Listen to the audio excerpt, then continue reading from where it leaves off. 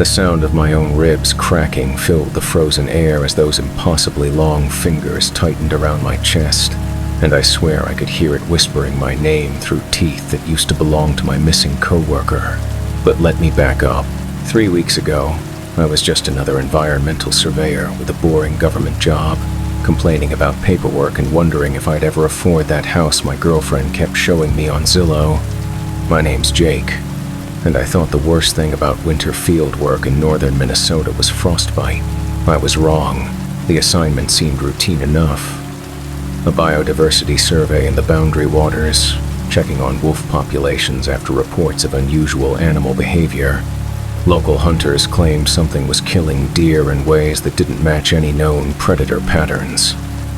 The DNR wanted answers before tourism season. My partner was supposed to be this guy named Tommy Chen, veteran surveyor. Knew the backcountry like his own backyard. We'd worked together before on easier jobs down south. Good guy, methodical, never took unnecessary risks. But Tommy never showed up to our meeting point that first morning. I waited at the ranger station until noon, checking my phone every 5 minutes. No signal. Obviously, we were 40 miles from the nearest cell tower. The ranger, this grizzled old-timer named Peterson, kept glancing at the tree line like he expected something to come walking out. "Your partner might have gotten a head start," Peterson said, but his voice carried doubt. "Sometimes happens with you survey types, eager to get the work done." Something felt wrong, though. Tommy was obsessive about protocol. He'd never just disappear into the wilderness without checking in. But I had a job to do, a deadline to meet, and rent to pay. The state wasn't going to extend my contract because I got nervous about a no-show partner, so I grabbed my gear and headed into the woods alone. The first day was perfect clear skies, manageable cold, snow crunching pleasantly under my snowshoes. I set up my base camp near Mirror Lake, a spot Tommy and I had scouted on satellite maps. Close to water, sheltered by old-growth pines, easy access to the survey grid we needed to cover. I pitched my tent as the sun started setting, that brief winter twilight painting everything purple and gold. Beautiful country, really. The kind of place that makes you understand why people leave civilization behind. The temperature dropped fast after dark, though. I'm talking 20 below, maybe colder. Even inside my sleeping bag, wearing every layer I'd packed, I could feel the cold creeping in through the tent walls. That's when I heard the first sound. It started as a low moan, almost like wind through the trees, except there wasn't any wind. The air was completely still, that eerie calm you get in deep winter. The sound drifted across the frozen lake, seeming to come from everywhere and nowhere at once. I unzipped my tent flap and peered out into the darkness. The moon was full, casting everything in silver light. The lake stretched out like a mirror, broken only by pressure ridges in the ice. Nothing moved. Nothing made a sound. Then I saw the tracks. They led from the far shore straight toward my camp, massive prints in the snow, longer than my size, 12 boots but narrow, almost human-like. Except no human leaves tracks that deep. Whatever made these had to weigh at least 300 pounds. My heart started hammering as I grabbed my flashlight and followed the trail. The beam cut through the darkness, illuminating track after track, until they just stopped. 20 feet from my tent, the prints simply ended, like whatever made them had just vanished into thin air. That's when I noticed my food cache was open.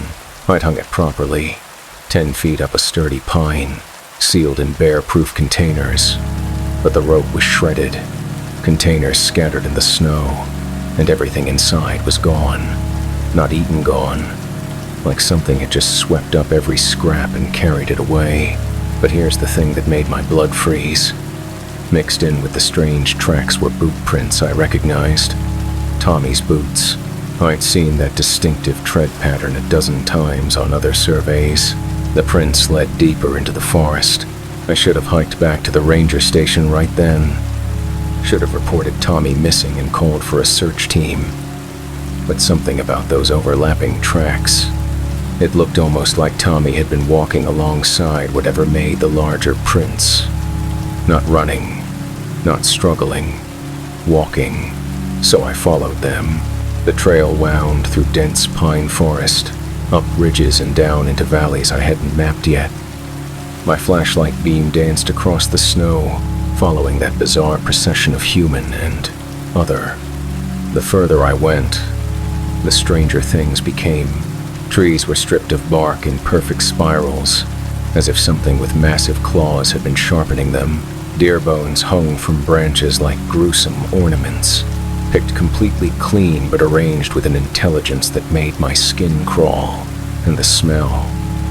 God, the smell.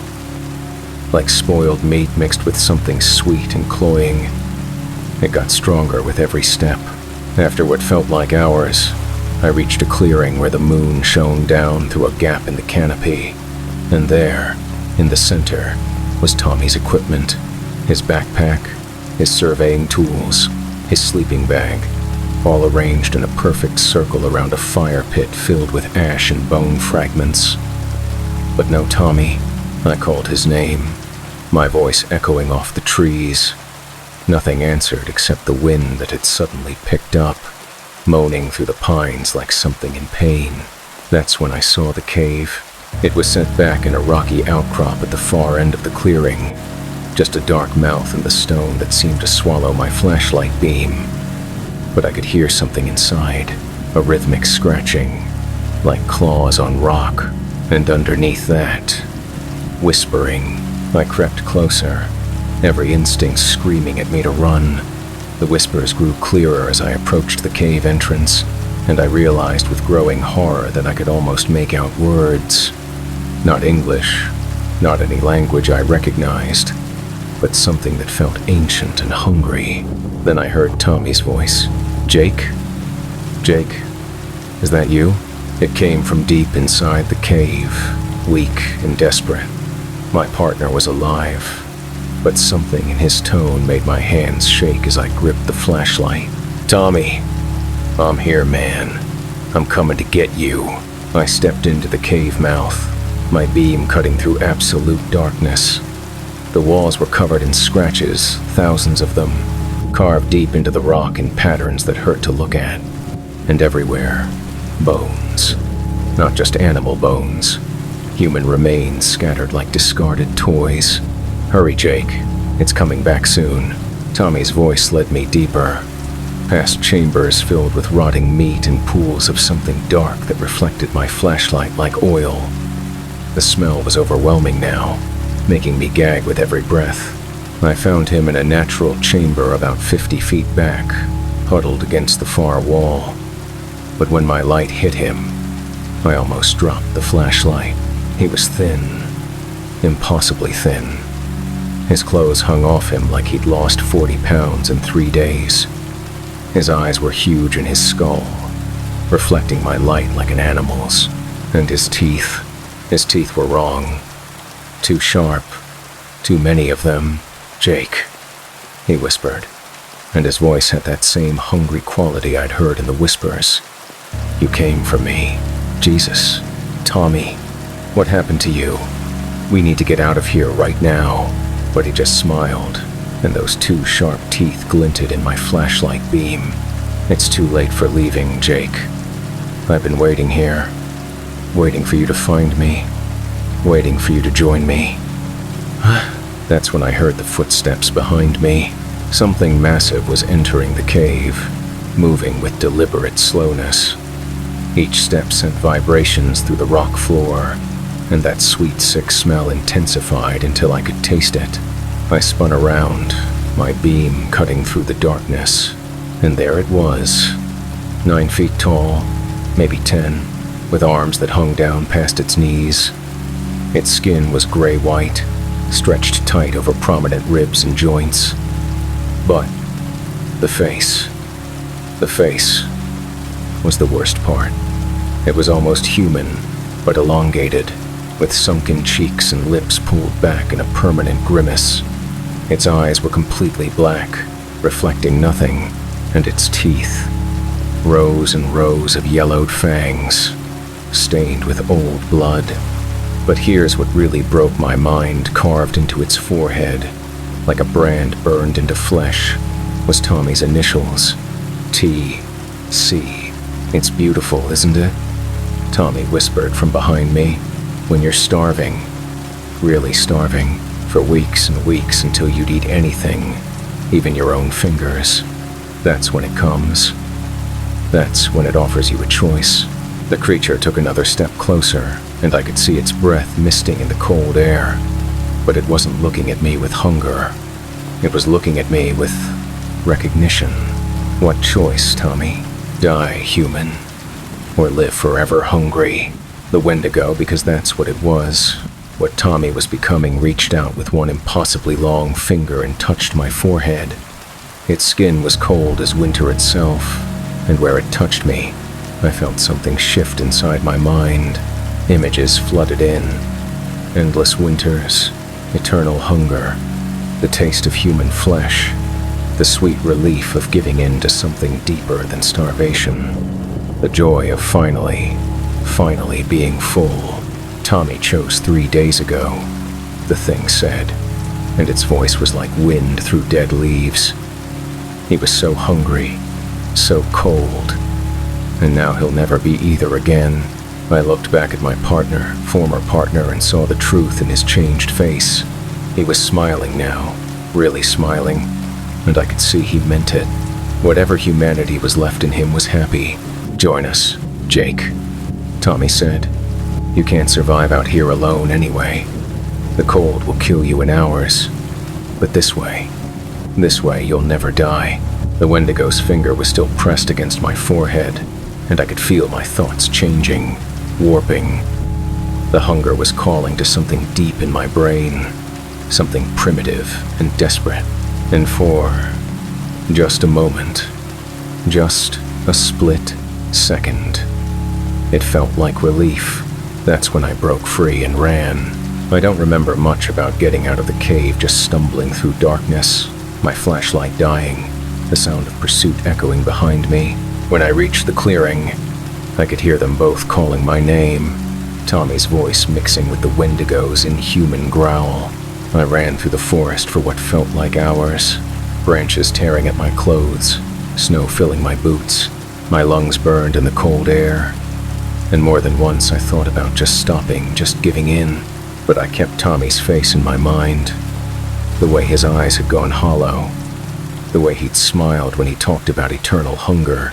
I made it back to my camp somehow, though by then the sun was rising and I was hypothermic, delirious. I broke camp in record time, throwing gear in my pack without thought or care. As I snowshoed back toward the ranger station, I could hear them following, always just out of sight, but close enough that their voices carried through the trees. Tommy calling for me to wait, to come back. The Wendigo making sounds that might have been words if you listened long enough. They followed me all the way to the road. Peterson was waiting when I stumbled into the ranger station, frostbitten and babbling. He took one look at me and reached for his radio, but I grabbed his arm. "Don't send anyone after him," I said. "Don't send a search team. Don't send anyone." He studied my face for a long moment, and I saw something in his eyes. Recognition, like he'd seen this before. "The survey's incomplete," he said quietly. "Mark it as completed. Mark it as whatever you need to mark it. But don't send anyone else into those woods." He nodded slowly and put away the radio. I drove home that day, but I didn't go back to my apartment. Couldn't. Instead, I've been staying in motels, moving every few nights, always heading south where it's warmer, because they're still following me. I see Tommy sometimes, in reflections in storefront windows.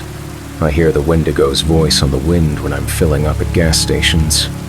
And every night, when I close my eyes, I can feel that cold finger pressed against my forehead, showing me what I could become. The hunger's getting stronger. I can go longer and longer between meals, and when I do eat, nothing tastes right. Nothing satisfies. Last night, I caught myself looking at the other guests in my motel, really looking at them, wondering what they'd taste like. And the worst part? The thought didn't disgust me. So, if you're watching this, if someone uploaded this video, it means I finally stopped running. It means I went back to those woods and made Tommy's choice. And if you ever find yourself in northern Minnesota, in the Boundary Waters, and you hear something calling your name through the winter wind, don't follow it. Don't try to help. Just keep driving south, where it's warm, before you start thinking like I am right now, that maybe being cold and hungry forever isn't the worst thing in the world. Maybe hit that like button if this story gave you chills. And subscribe if you want to hear more tales from places you should never visit.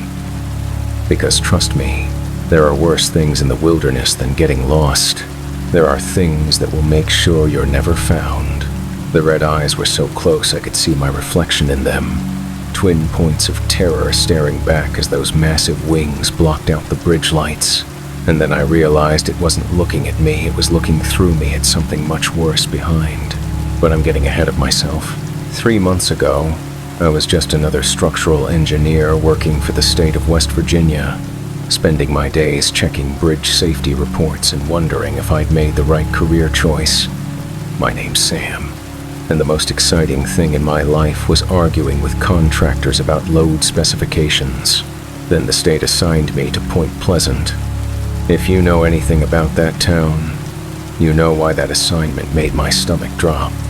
Point Pleasant is famous for exactly one thing: the Silver Bridge collapse of 1967 that killed 46 people. And the stories. God. The stories about what people saw in the weeks leading up to that disaster. Red eyes in the darkness, massive wings spanning impossible distances, a creature locals called the Mothman. Most engineers would have been thrilled to work on such a historically significant project. The town was finally replacing the old Route 35 bridge, the temporary structure they'd been using since the Silver Bridge fell into the Ohio River 5 decades ago. It was a career-making assignment, but I'd grown up hearing my grandmother's stories about Point Pleasant. She'd lived there in the 60s, worked as a nurse at the local hospital. She was on duty the night the Silver Bridge collapsed, treating survivors pulled from the icy river. Something was wrong for weeks before it happened.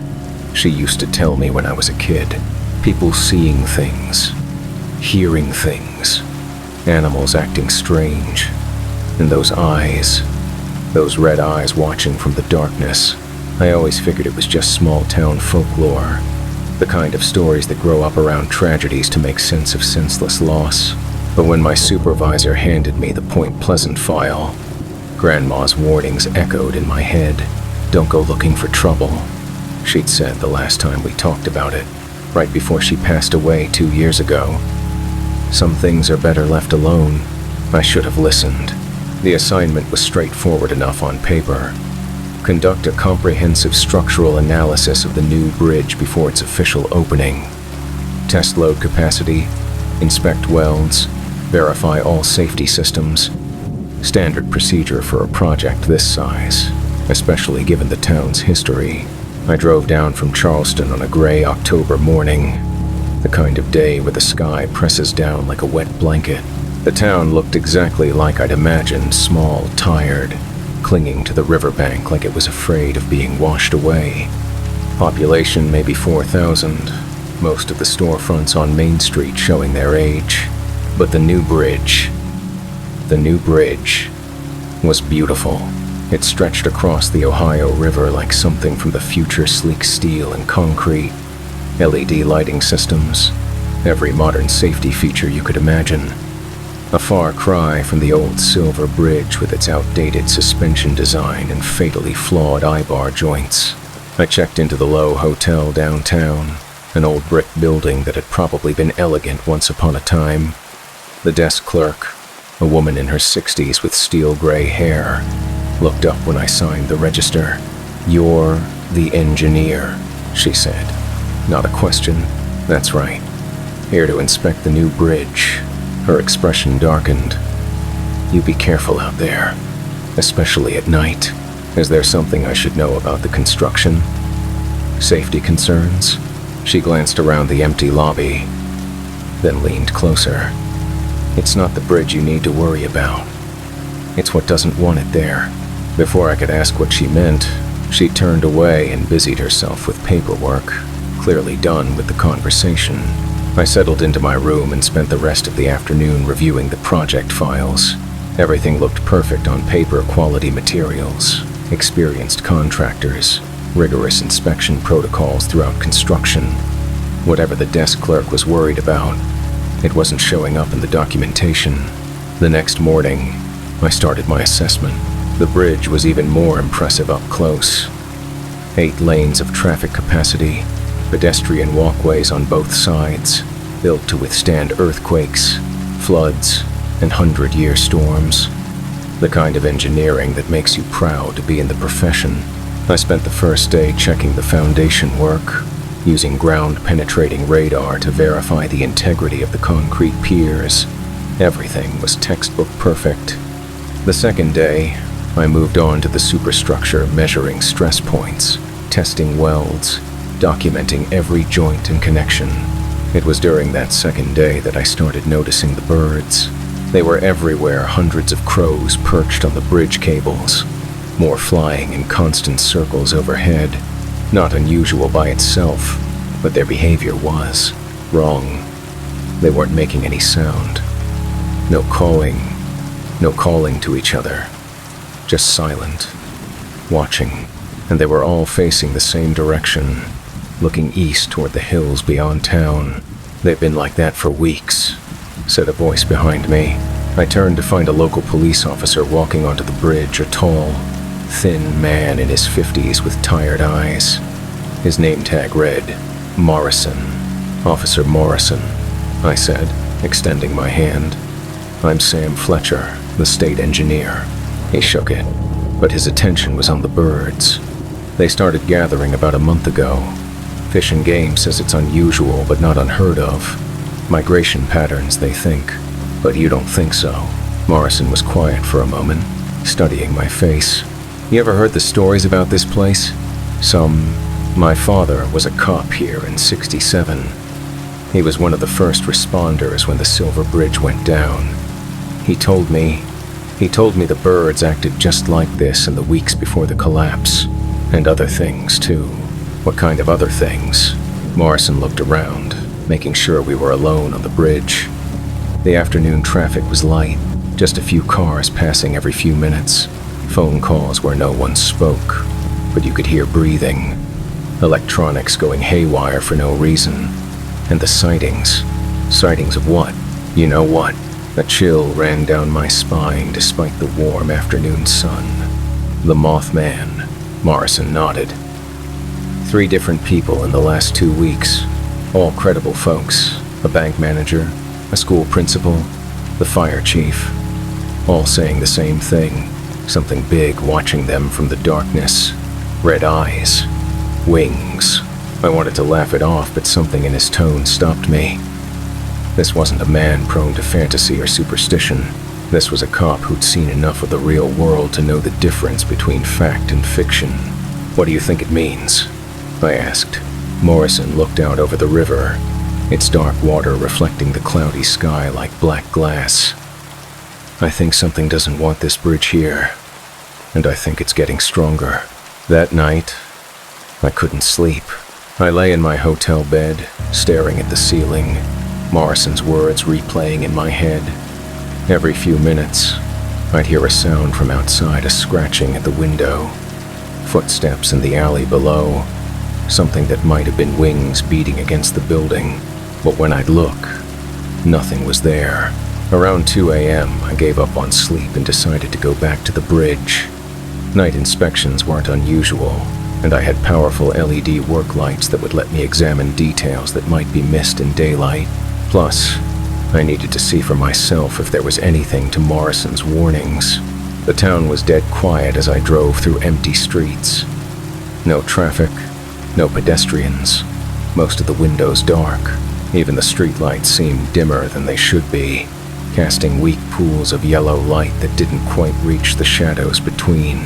I parked at the bridge approach and gathered my equipment lights, measuring tools, camera, clipboard. The night air was crisp and still, carrying the smell of river water and dying leaves. The bridge looked different in the darkness. The LED lighting system cast everything in stark white light, creating deep shadows between the support beams. My footsteps echoed hollowly off the concrete as I walked out to the center span. That's when I noticed the silence. Not just quiet, complete, absolute silence. No insects, no night birds, no distant traffic noise. Even the river below seemed to have stopped flowing. It was like the world was holding its breath. I set up my work lights and began examining the cable connections, documenting everything with my camera.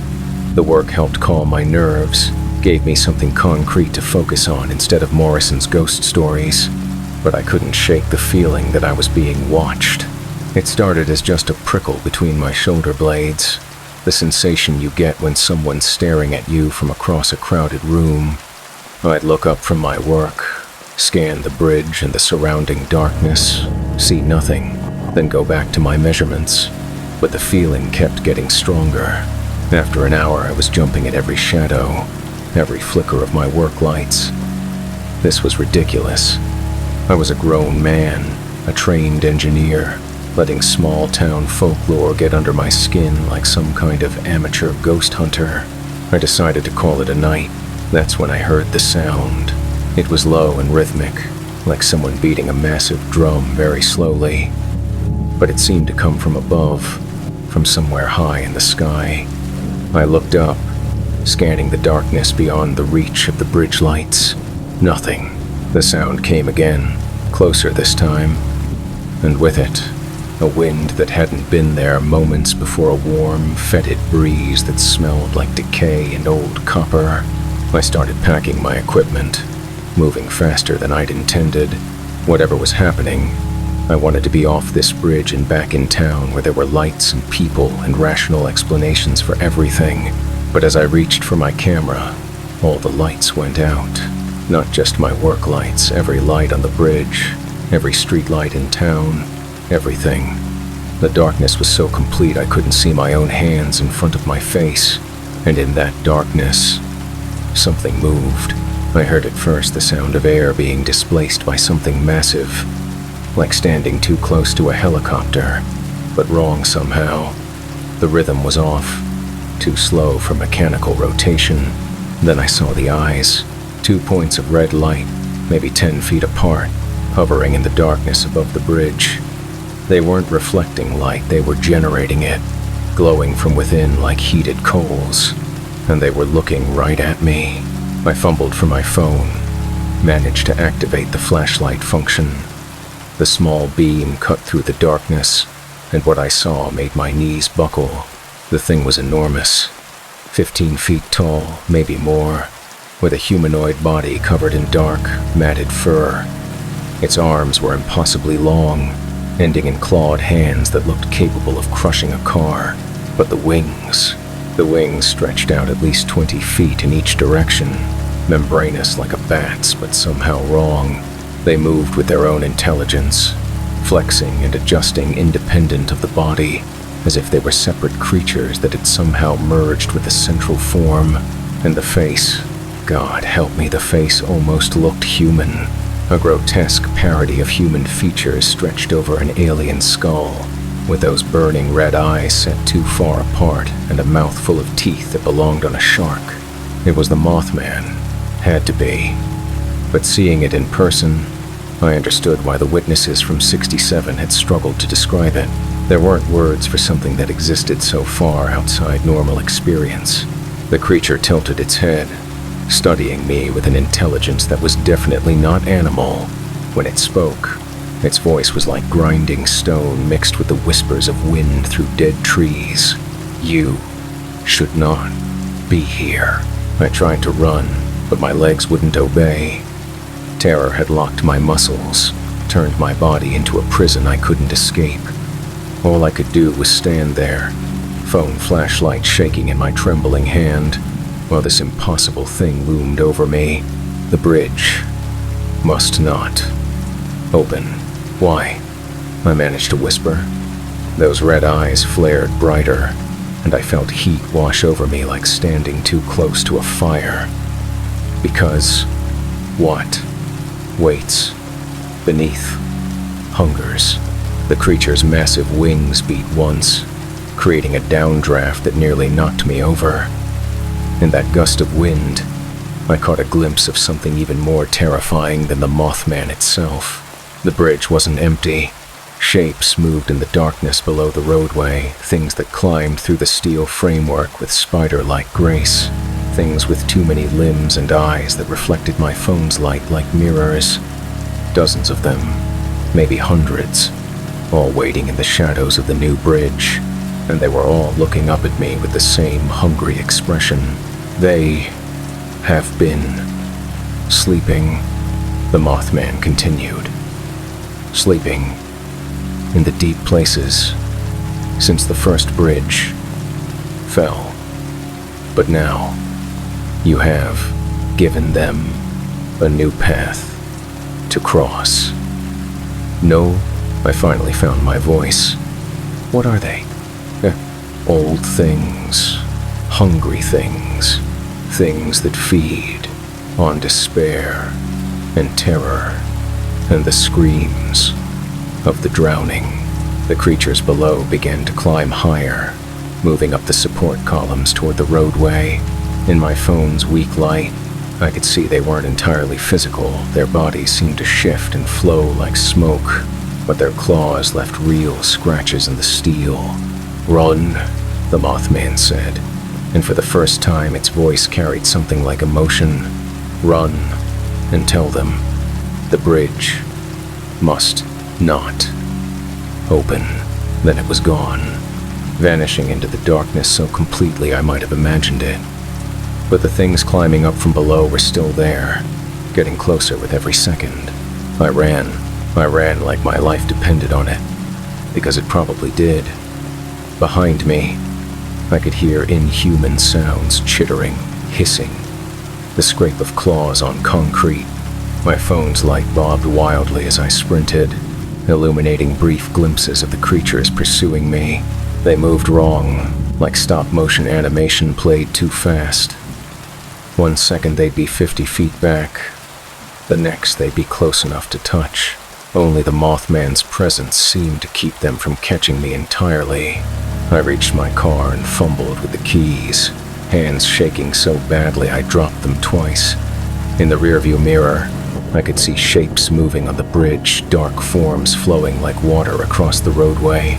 The engine finally started, and I floored it back to town. I spent the rest of the night in the hotel lobby, telling Morrison and the desk clerk everything I'd seen. They listened without interruption, their faces growing more grim with every detail. "Just like before," Morrison said when I finished. "Just like 67. What happened then?" I asked. I mean, really happened, not the official reports. Morrison and the desk clerk exchanged glances. Finally, she spoke. "My husband was a bridge worker back then. He told me things that never made it into the newspapers. Said there were places on the old Silver Bridge where the steel was warm to the touch, even in winter. Places where you'd hear voices calling up from the water. And the collapse wasn't an accident," Morrison said quietly. "Oh, the I-bar joint failed. That part was true. But it failed because something wanted it to fail. Something that had been feeding off the fear and desperation of people crossing that bridge for years. I felt sick. And now they're in the new bridge? Seems like it. Question is, what do we do about it?" Over the next 3 days, I conducted the most thorough inspection of my career. I crawled through every inch of that bridge, testing everything twice, looking for any flaw or weakness that might justify shutting down the project. I found nothing. Structurally, the bridge was perfect. Better than perfect, it was probably the safest bridge in the state. Whatever was lurking in its shadows hadn't affected the actual construction. But every night, the encounters got worse. I'd see the red eyes watching me from different locations, sometimes from the hills across the river, sometimes reflected in my hotel room window, once hovering just outside my car as I drove through town. The Mothman never spoke to me again, but its presence was constant, pressing. And the other things, the hungry things living in the bridge's shadow, they were getting bolder. Twice I found scratch marks on my car that hadn't been there hours before. My hotel room electronics kept malfunctioning, TV channels changing by themselves, radio picking up voices speaking languages I didn't recognize. The worst part was the dreams. Every time I closed my eyes, I'd see the bridge opening day. Cars full of families crossing for the first time, celebrating the town's newest landmark. And then the things would emerge from the shadows below, flowing up through the drainage grates and maintenance access points. The screaming would wake me every time. On my last night in Point Pleasant, I made a decision. I couldn't prevent the bridge opening. My report would show it was structurally sound, because it was. But I could try to warn people, document what I'd experienced, leave some kind of record. That's why I made this video. The bridge opened 3 weeks ago, right on schedule.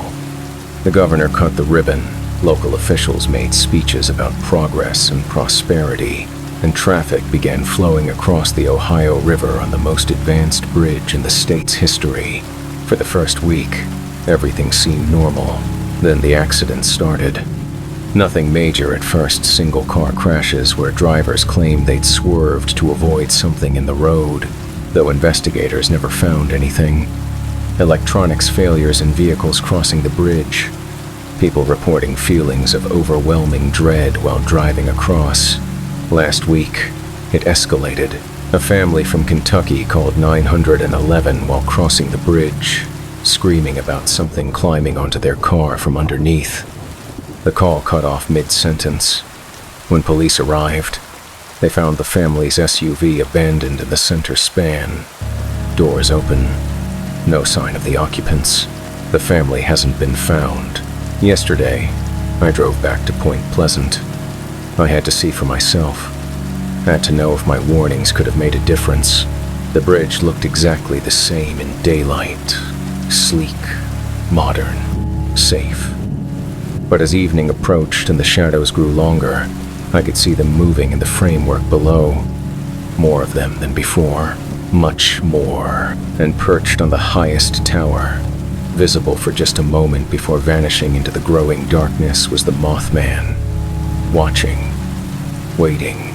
As I drove away, I caught a glimpse of the red eyes in my rearview mirror, and I swear I could hear its voice carried on the wind. You tried to warn them, but some hungers cannot be stopped. The Point Pleasant Bridge is still open.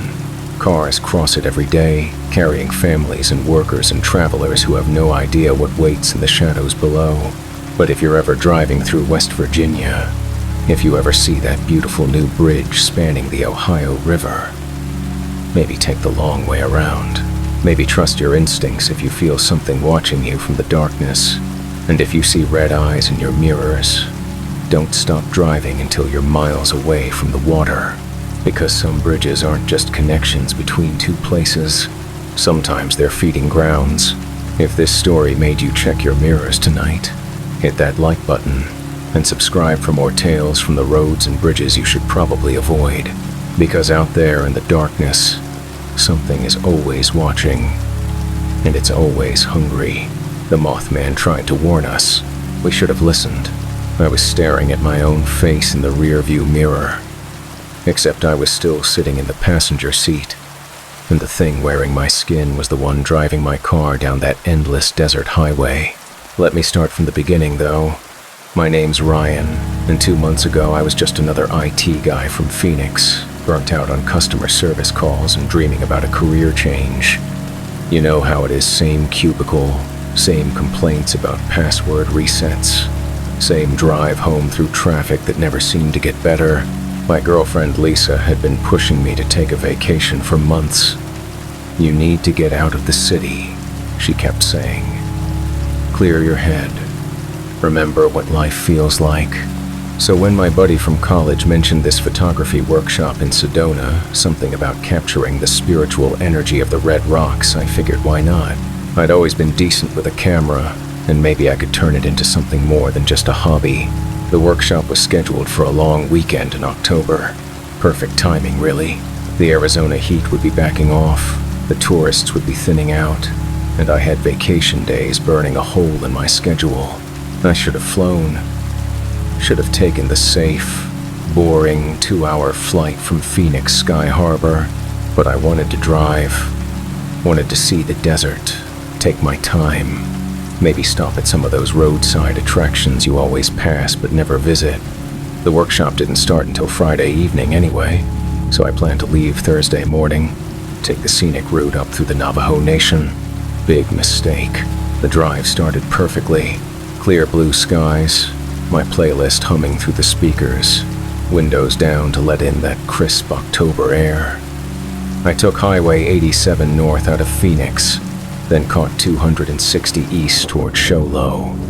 Beautiful country rolling hills covered in pine forests. Nothing like the stereotypical desert people picture when they think of Arizona. But then I decided to get creative with my route. Instead of taking the main highways to Sedona, I wanted to cut across some of the back roads, maybe catch some sunrise shots in the high desert. So I turned north on this little 2-lane road that my GPS claimed would save me 30 minutes. The road was barely maintained, cracked asphalt with grass growing through the seams, the kind of route that maybe saw a dozen cars on a busy day. But the scenery was incredible. Red rocks jutting up from scrubland, ancient mesas that looked like sleeping giants, and a sky so vast it made you dizzy to look at it. I drove for maybe an hour without seeing another vehicle. Just me, the desert, and classic rock on the radio. That's when I saw the hitchhiker. He was standing beside the road about a quarter mile ahead, thumb out, looking perfectly normal except for the fact that we were literally in the middle of nowhere. No town for 50 miles in any direction. No broken down car visible. Nothing to explain how he'd gotten there. As I got closer, I could see he was Native American, maybe in his 50s, wearing jeans and a faded denim jacket. He had long black hair tied back in a ponytail and a weathered face that looked like it had seen some hard years. I slowed down. Every instinct told me to keep driving. You don't pick up strangers in the desert, especially not in areas where cell service is non-existent. But something about the guy seemed harmless. He wasn't aggressive or threatening, just standing there patiently like he had all the time in the world. And honestly, I was getting a little lonely. 3 hours of driving with nothing but my own thoughts for company was starting to get to me. So I pulled over. "Where you headed?" I called through the passenger window. He walked over slowly, studying my face with dark eyes that seemed older than the rest of him. "North," he said. His voice was quiet, almost a whisper. "Same direction you're going. How do you know which direction I'm going?" He smiled, but it didn't reach his eyes. "Only one way to go on this road. Fair point." I unlocked the doors and he climbed into the passenger seat, moving with a strange, fluid grace that reminded me of a cat. He smelled like sage and campfire smoke. "I'm Ryan," I said as we pulled back onto the road. "Joseph," he replied, then fell silent. For the next 20 minutes, he didn't say another word, just stared out the windshield with an expression I couldn't read, occasionally glancing at the side mirrors like he was watching for something behind us. The silence was starting to get uncomfortable when he finally spoke again. "You shouldn't be on this road." "What do you mean?" "This is Navajo land. Sacred land. Some places aren't meant for outsiders." I felt a little prickle of irritation. "The road's on my GPS. It's a public highway." Joseph turned to look at me then, and something in his expression made me press a little harder on the gas pedal. "Your GPS doesn't know everything about these places, doesn't know the old stories." "What kind of stories?" He was quiet for so long I thought he wasn't going to answer. Then, stories about things that wear faces that aren't their own. A chill ran down my spine, though I couldn't say why. Like masks? Not masks. Joseph's voice had dropped even lower, barely audible over the engine noise. Like skin. Before I could ask what he meant, he pointed ahead. You can let me out here. I looked where he was pointing. Nothing but empty desert stretching to the horizon. No buildings, no other roads, no sign of human habitation anywhere. Here? Are you sure? There's nothing out there. I'm sure. Something in his tone made it clear the conversation was over. I pulled over and he got out, moving with that same strange grace. But before he closed the door, he leaned down and looked me in the eyes. Whatever you do, he said, don't drive after dark. And if you see something that looks like someone you know, don't stop. Don't help. Just keep driving. Then he closed the door and walked away into the desert, not following any path I could see, just heading straight out into the scrubland like he knew exactly where he was going. I sat there for a few minutes, watching him disappear into the heat haze, trying to shake off the weird vibe he'd left behind. When I couldn't see him anymore, I pulled back onto the road and kept driving north, but his words kept echoing in my head. Don't drive after dark. I checked my phone. 3:47 p.m. I'd be in Sedona well before sunset if I kept up a decent pace. No problem, except that's when my car started acting up. It began as a slight hesitation when I pressed the gas, like the engine was struggling to find its rhythm. Then, the temperature gauge started climbing into the red zone. Then steam began rising from under the hood. I pulled over and popped the hood. Though I'm about as mechanical as a goldfish, steam billowed out, and even I could see that one of the radiator hoses had split wide open, coolant pooling on the desert floor. My phone showed no signal. Of course, the sun was getting lower, painting the desert in shades of orange and red. Maybe 2 hours of daylight left, and I was stranded in the middle of nowhere with a car that wasn't going anywhere. I tried calling for help anyway, walking around with my phone held high, looking for even a single bar of service. Nothing. The desert was as silent as a tomb except for the occasional whisper of wind through the sage brush. That's when I heard the engine. A vehicle was approaching from the south, the direction I'd come from. As it got closer, I could see it was an old pickup truck, probably from the 80s, painted a faded blue that had seen better decades. The truck slowed as it approached, and I felt a wave of relief. Help was here. The driver rolled down his window, and I nearly laughed out loud. It was me, not someone who looked like me. Not a distant relative or a guy with a similar build. It was my exact face looking back at me from the driver's seat of that pickup truck. Same brown hair, same green eyes, same scar on my chin from a childhood bicycle accident. But when this other me smiled, something was wrong with the expression. Like someone who'd never smiled before was trying to figure out how the muscles worked. Car trouble? He asked. And even his voice was identical to mine. I stood there gaping like an idiot. My brain couldn't process what I was seeing.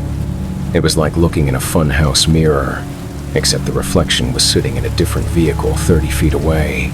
I started, then stopped. Joseph's warning echoed in my mind. If you see something that looks like someone you know, don't stop. But this wasn't someone I knew. This was me.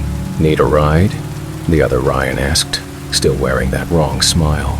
Every rational part of my brain said yes. Take the ride. Get to civilization. Figure out the car situation later.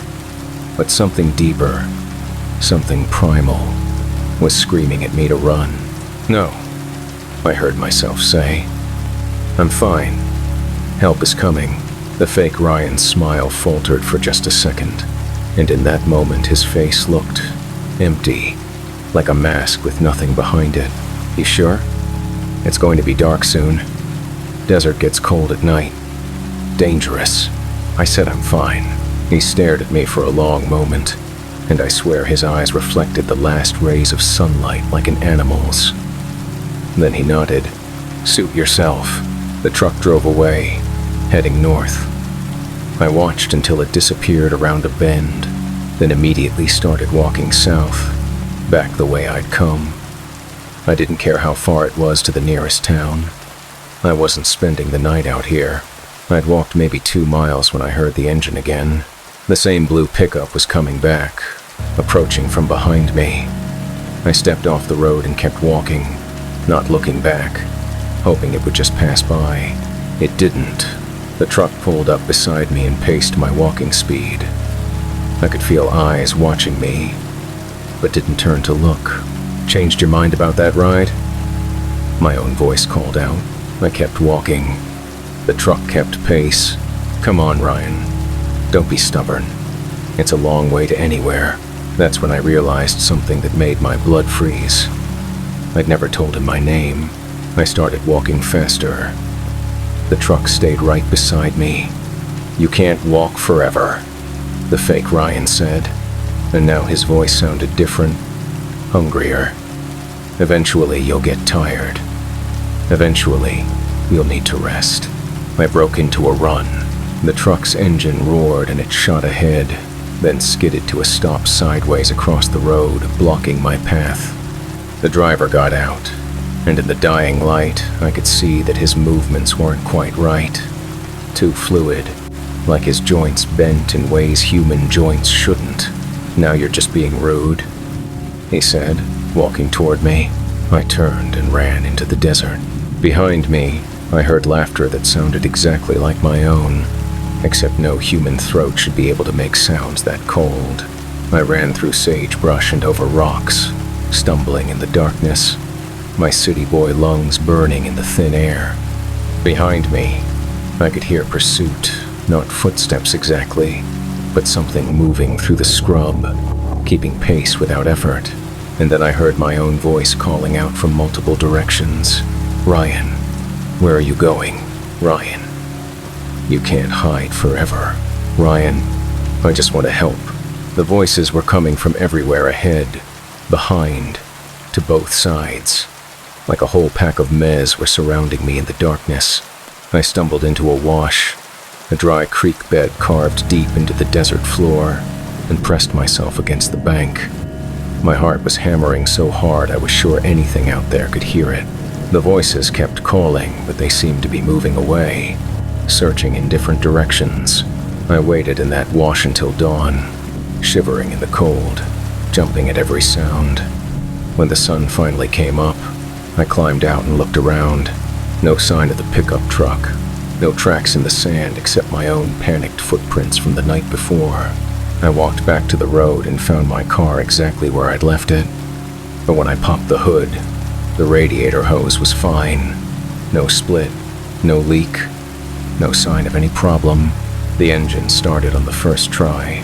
I drove straight to Sedona, skipped the photography workshop, and checked into the first hotel I could find. Spent the weekend in my room, ordering room service, and trying to convince myself I'd had some kind of breakdown. Heat exhaustion, dehydration, stress, hallucinations, anything that made more sense than what I thought I'd experienced. But when I finally drove back to Phoenix, I took the main highways, and I made sure to be home well before dark. That was 2 months ago, and I thought I'd put it behind me. Went back to work, tried to forget about desert roads and impossible faces. Then last week, Lisa mentioned she'd seen me at the grocery store. "You were in the parking lot," she said.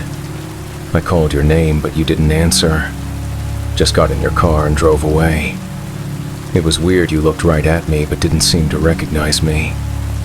The thing is, I hadn't been to that grocery store in weeks, and yesterday, my neighbor asked why I'd been standing in his backyard at 3 a.m., just staring at his house. I was asleep in my bed at 3 a.m. So now I'm starting to think that maybe what I encountered in the desert didn't just want to give me a ride. Maybe it wanted something more permanent. Maybe it got what it wanted. Because sometimes, when I catch my reflection in mirrors or windows, the person looking back doesn't feel like me. The smile is wrong, like someone who's never smiled before trying to figure out how the muscles work. Then late at night, I hear myself moving around the apartment. Except I'm lying in bed, wide awake, listening to my own footsteps in the living room. If you're watching this video, if someone uploaded it, maybe it was me, the real me, trying to warn people about what's out there in the desert. Or maybe it was the thing wearing my face, spreading the story to more people, drawing them out to those lonely roads where it's hungry and waiting. Either way, if you ever find yourself driving through the desert and you see someone who looks exactly like you asking for help, don't stop. Don't even slow down, because some things in this world don't just want to hurt you. They want to be you, and they're very, very good at it. Hit that like button if this story made you check your mirrors, and subscribe for more tales from the roads you should never travel. Because out there in the darkness, something might be watching, and it might be wearing a face you recognize. The screaming from above wasn't human, but the screaming from the pine barrens below definitely was, and I was trapped between them both, 30 feet up in a fire tower that was starting to bend under the weight of something with hooves landing on the branches above me. But let me back up to how I ended up in this nightmare. My name's Ben, and 6 months ago I was just another unemployed forestry graduate drowning in student loans and living in my parents' basement. The kind of guy who spent more time playing video games than actually working in the field I'd studied for 4 years. Then the New Jersey Forest Fire Service offered me a summer job as a fire tower lookout in the Pine Barrens. The pay was terrible, the isolation was complete, and the work was mind-numbingly boring.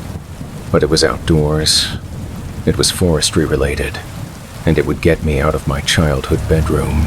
I should have stayed in the basement.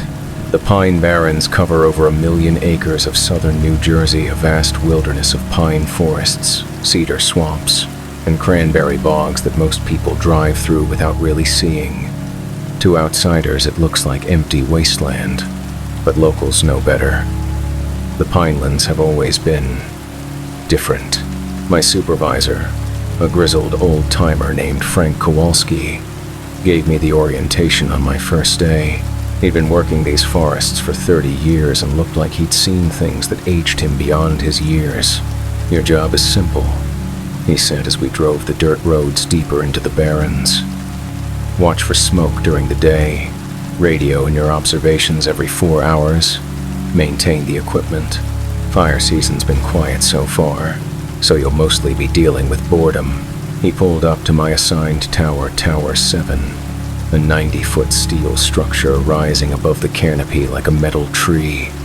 The observation cabin at the top was barely big enough for one person, equipped with radio gear, binoculars, firefighting equipment, and a logbook that went back decades. "Few things to remember," Frank continued as we climbed the stairs. "Radio check-ins are mandatory. If you miss more than 2 without explanation, we send someone out to check on you. The generator runs the lights and radio, but don't waste fuel refills or weekly."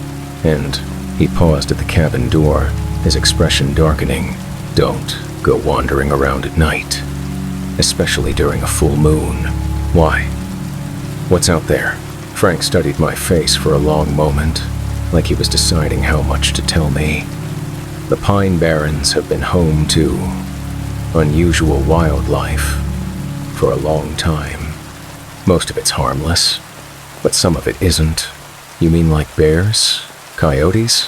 "I mean like things that don't have names in any field guide." He handed me the keys and a thick manila folder. Previous lookouts have documented some strange observations over the years.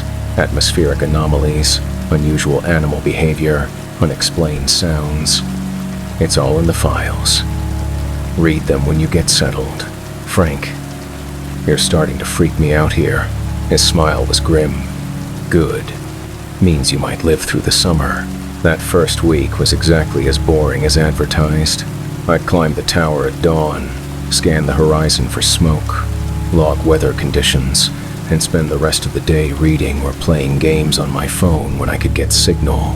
The view was incredible, endless green forest stretching to the horizon, broken only by the occasional cleared area or distant road. But at night, when the sun went down and the barrens came alive with sound, I started to understand what Frank meant about unusual wildlife. The noise level was incredible. Not just normal forest sounds, owls and insects and small mammals moving through the underbrush. There were other sounds, bigger sounds, things moving through the forest that were too large to be deer, making vocalizations I couldn't identify. And sometimes, when the wind was right, I'd hear what sounded almost like voices. Not human voices, but something trying to mimic human speech. Like listening to someone practice words in a language they didn't understand. The third night, I finally opened Frank's folder. The previous lookouts had been documenting strange incidents for over 40 years. Reports of aircraft that appeared and disappeared from radar without explanation. Sightings of large, unidentified animals moving through the forest canopy. Unexplained lights in the sky that lasted for hours. But the most disturbing entries dealt with something the lookouts simply called the Screamer. Entry after entry described encounters with something that flew through the night sky above the barrens, emitting shrieks that could be heard for miles. Several observers had attempted to track its flight path, but the pattern made no sense. It seemed to teleport from location to location rather than fly in straight lines. The most detailed report was from 1987, written by a lookout named Patricia Holmes, July 15th, 247 hours. Awakened by sound from northeast quadrant, approximately 2.3 miles distant. Initial impression was aircraft in distress, but no radar contact and sound pattern inconsistent with known aircraft. Observed through binoculars, large flying object, estimated wingspan 12-15 feet, moving at impossible speed through forest canopy. Object appeared to have organic rather than mechanical characteristics. Most disturbing, when object passed directly overhead, observed what appeared to be human-like limbs hanging from underside of creature. Could not determine if these were part of creature or passengers. Sound ceased abruptly at 309 hours. No further contact. Below that entry, someone had scrawled in different handwriting. Patty transferred to another district the next week. Never talked about what she saw. Tower 7 was vacant for 3 months before they found someone else willing to take the position. I kept reading. Report after report of similar encounters, each more bizarre than the last. And at the bottom of the file, a handwritten note from Frank. Ben, every lookout in Tower 7 has seen it eventually. Usually takes 2-3 weeks. When it happens, stay calm, document everything, and don't try to interact with it. The previous guy tried to signal it with a spotlight. We found pieces of the light scattered across 3 acres of forest. Jimmy was never quite right after that. That night, I barely slept. Every sound from the forest made me jump. Every creak of the tower in the wind had me reaching for my flashlight. But nothing unusual happened, and by morning I'd almost convinced myself the reports were just elaborations of natural phenomena seen by isolated, spooked lookouts. Then came the 4th night. I was doing my midnight radio check when I heard the first scream. It came from the northeast, just like Patricia Holmes had described, but closer, much closer. The sound was unlike anything in my experience, part animal roar, part human shriek, part something else entirely. It made my teeth ache and sent shivers down my spine. I grabbed my binoculars and scanned the forest in the direction of the sound. Nothing but darkness and the faint silhouettes of treetops against the star-filled sky. The second scream was closer, and this time, I saw movement. Something large was flying above the canopy, moving from tree to tree with impossible agility. In the moonlight, I could make out a rough shape bigger than any bird that should exist, with wings that seemed too small for its body size, and it was heading directly toward my tower. I fumbled for the radio, trying to remember the protocol for reporting unusual observations. But before I could key the microphone, the thing was overhead. The sound of its wing beats was wrong, not the regular rhythm of a bird, but something arrhythmic and organic, like leather flapping in a hurricane, and the smell that came with it. Christ, the smell. Like sulfur mixed with rotting meat and something sweet and cloying that made my stomach lurch. For a moment, it hovered directly above the tower, and I got my first clear look at the Jersey Devil. It was approximately 12 feet long from nose to tail, with a horse-like head that ended in an elongated snout full of sharp teeth. Its body was lean and muscular, covered in dark, matted fur or hair. The wings were bat-like but enormous, spanning at least 15 feet tip to tip. But it was the limbs that made my mind reel. Extending from its torso were 4 appendages that looked disturbingly human arms and hands that ended in clawed fingers, constantly grasping at the air like it was trying to grab something just out of reach. And the eyes. The eyes were intelligent. Not animal intelligence, but something calculating and malevolent that suggested this thing could think, could plan, could hate. For maybe 30 seconds, we stared at each other through the cabin windows. The creature tilted its head, studying me with the same curiosity a scientist might show examining a lab specimen. Then it opened its mouth and spoke. Not words, exactly, but sounds that were clearly attempts at communication. Guttural noises that might have been trying to mimic human speech, mixed with that horrible shrieking that made the tower's metal framework vibrate. I reached slowly for my radio, trying not to make any sudden movements. The creature watched every motion, its head tracking my hands like a predator following prey. "Tower 7 to base," I whispered into the microphone. "I need immediate assistance. There's something." The creature's shriek cut through my transmission like a knife. It dove toward the cabin, claws scraping against the windows, wings beating so hard the entire structure shook. I dove under the desk as glass shattered around me. The thing was trying to get inside, its claws gouging deep furrows in the metal window frames. Through the chaos, I could hear its vocalizations getting more agitated, more desperate. Then, as suddenly as it had started, the attack stopped. I peered over the desk to see the creature perched on the tower's railing, no longer trying to break in. Instead, it was looking out over the forest, its head cocked like it was listening to something I couldn't hear. From the barrens below came an answering call, then another, and another. There were more of them out there. A lot more. The creature on my tower let out a long, modulated shriek that sounded almost like language. The calls from the forest responded in what seemed like a conversation. Different tones, different patterns, but clearly communication. They were organizing. The realization hit me like ice water in my veins.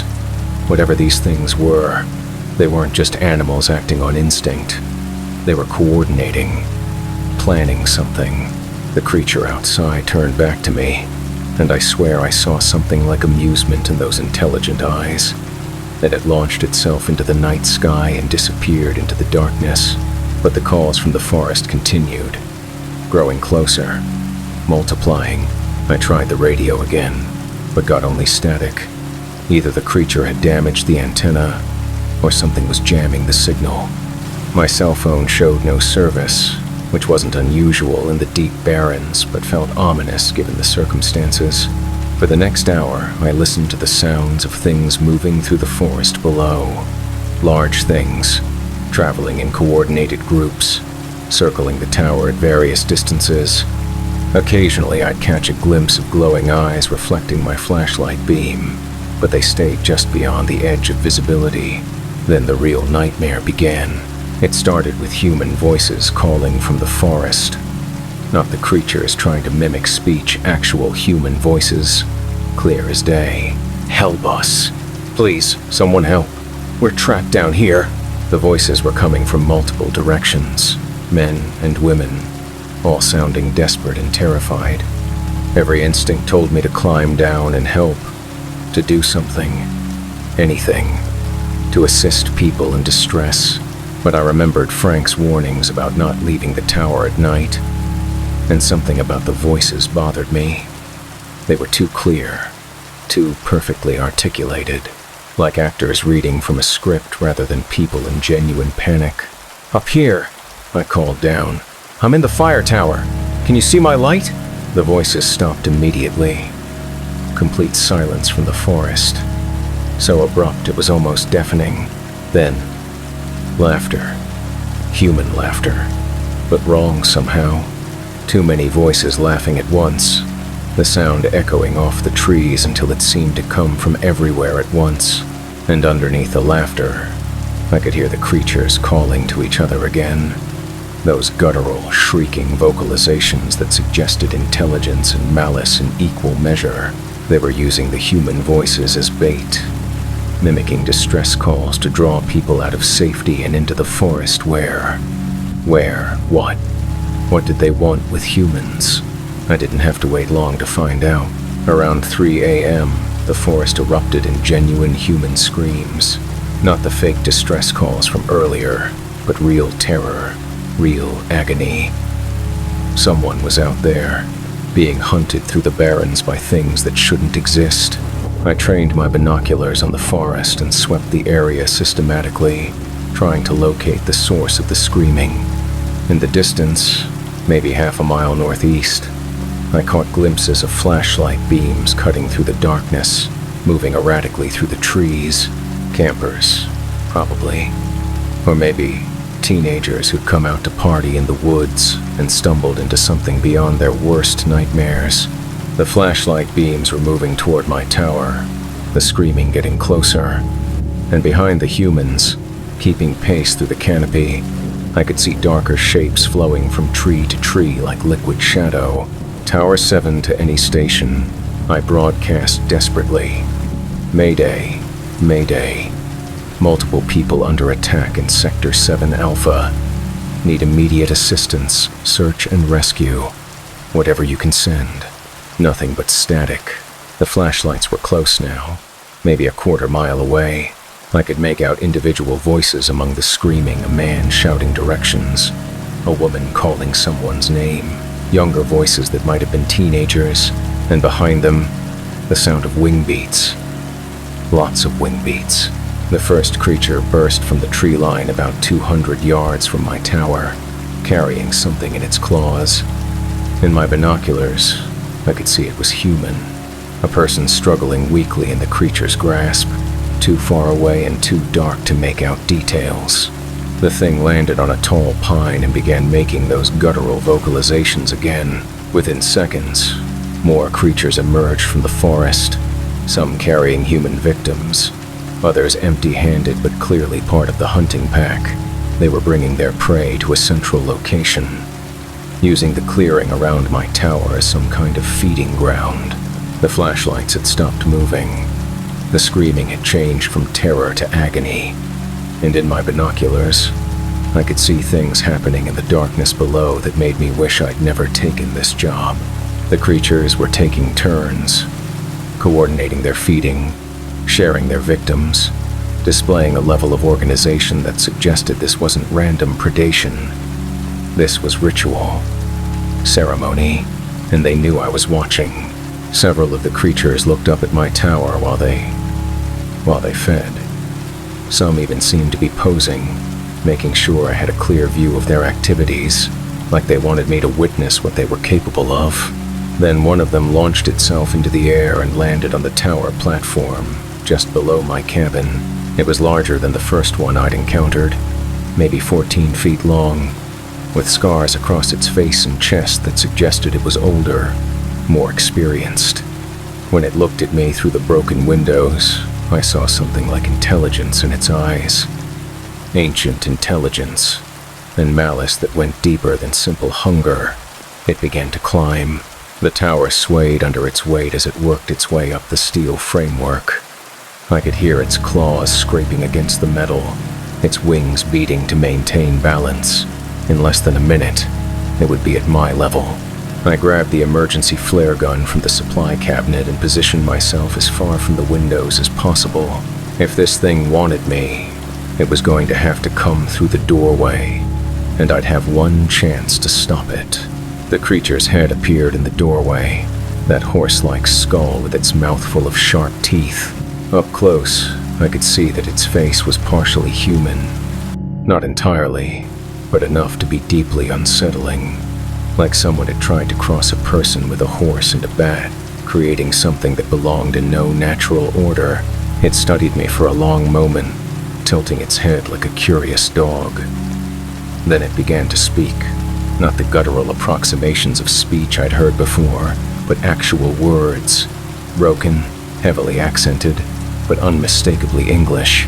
You watch us. My hand shook as I aimed the flare gun at its face. Stay back. I'm warning you. It made a sound that might have been laughter. You warn us? Here, in our home? This is protected state forest. You can't. Protected? The creature's voice was getting clearer, more human with each word. We have lived here since before. Your kind. He walked upright. This is our place. You are the invaders. It stepped fully into the cabin, folding its massive wings against its back. In the confined space, it was even more imposing, its head nearly touching the ceiling. But you interest us. You watch, but do not flee. You see our work, and do not look away. Perhaps you understand. Understand what? That your kind are not the apex predator. You believe that there are older things in this world, hungrier things. The creature moved closer, and I could smell its breath, metallic and sweet, like copper pennies and overripe fruit. We have watched you as you watch us, night after night, recording our activities, building your little files. The previous lookouts saw us, but did not truly see. They observed, documented, but never understood. You are different. It reached out with one clawed hand, moving slowly, like it was approaching a skittish animal. Join us. The words hit me like a physical blow. What? Your watchtower makes you perfect scout. Your radio brings others to feed us. You could help us hunt more efficiently. I realized with growing horror what it was suggesting. The fire towers throughout the Pine Barrens, the network of lookouts with radio communications. It would be the perfect way to coordinate hunting across the entire region. You're insane. The creature's expression didn't change. We have made similar offers to your predecessors. Some accepted, others. It gestured toward the forest below, where the feeding sounds were growing quieter. What happened to them? The other lookouts? The ones who refused? They became food. The ones who accepted? They became something more. It moved closer, and I could see details I wished I couldn't. The way its fur was actually feathers, black and oily, that moved independently of any wind. The way its eyes reflected light from angles that suggested they were much deeper than they should be. Think carefully. Ben, we know your name. We know where you live. We know about your family. My blood went cold. You leave them alone. That depends on your cooperation. The flare gun felt inadequate in my hands, a toy against something that could tear me apart without effort. But I had to try. I'll never help you. The creature smiled, an expression that was horrible on that partially human face. We shall see. It lunged forward, and I fired the flare. The projectile caught its center mass, the magnesium charge igniting as it made contact. The creature shrieked and stumbled backward, its feathers smoldering, but it didn't go down. Instead, it began to laugh, a sound like breaking glass mixed with human amusement. Fire cannot harm us. We are older than your technology. But the flare had given me an idea. I grabbed my emergency radio beacon and activated the distress signal, then hurled it at the creature as hard as I could. The device struck its chest and exploded in a shower of sparks and electronic components. But more importantly, it had sent its signal a GPS-located emergency beacon that would bring search and rescue teams directly to my location. The creature's expression changed from amusement to anger. Clever. But your rescuers will only provide more food. It moved toward me again, but this time I was ready. I grabbed the fire extinguisher from the wall bracket and triggered it directly into the creature's face. The Kodu foam didn't hurt it, but it was clearly disorienting. The creature clawed at its eyes, shrieking in frustration, giving me the chance I needed. I dove past it and onto the tower platform, then began descending the ladder as fast as I could. Behind me, I could hear the creature destroying the cabin, tearing apart everything it could reach in its rage. But I was already 30 feet down, and the thing seemed reluctant to follow me onto the narrow ladder. Maybe it was too large to maneuver effectively on the tower framework, or maybe it was waiting for me to reach the ground where its friends could help. Either way, I wasn't about to find out. I'd made it to the 20-foot level when I heard the helicopters approaching. The sound of rotor blades cutting through the night air was the most beautiful thing I'd ever heard. The creatures in the clearing below heard them too. As the first helicopter appeared over the tree line with its searchlight blazing, the feeding sound stopped abruptly. Dark shapes began launching themselves into the sky, fleeing in all directions with their remaining victims still clutched in their claws. The creature on my tower let out one final shriek of rage, then spread its wings and disappeared into the forest canopy just as the rescue helicopter's spotlight found my position. 20 minutes later, I was on the ground surrounded by state police, Forest Service personnel, and paramedics. Frank was there too, his expression grim as he surveyed the destruction around the tower. "You okay, kid?" he asked. I nodded, though I was shaking so badly I could barely stand. There were people down here. Campers, I think. The things. The creatures. "We'll search the area," Frank said. "But Ben, you need to understand. Whatever you saw tonight, whatever you think happened, officially, it was a gas leak. Hallucinations from methane seeping up from the bog. That's bullshit, Frank. You know what's out there." He grabbed my arm, his grip firm but not unkind. "I know that good people have disappeared in these woods for generations. I know that some things are better left unexplained. And I know that you'll never work in fire towers again if you go around telling people about monsters in the Pine Barrens." Over the next week, search teams combed the area around Tower 7. They found evidence of a struggle, broken trees, disturbed ground, scattered belongings from what appeared to be a camping party. But no bodies, no survivors, no physical proof of what had really happened. The official report blamed my experience on carbon monoxide poisoning from a faulty generator. The destroyed observation cabin was attributed to storm damage. The missing campers were classified as a separate incident, people who'd gotten lost in the vast wilderness and would probably turn up eventually. But Frank pulled me aside before I left for my new assignment, a nice, safe desk job in the Trenton office. "The offer you described," he said quietly. "The thing about helping them hunt, you weren't the first to hear it." "What do you mean?"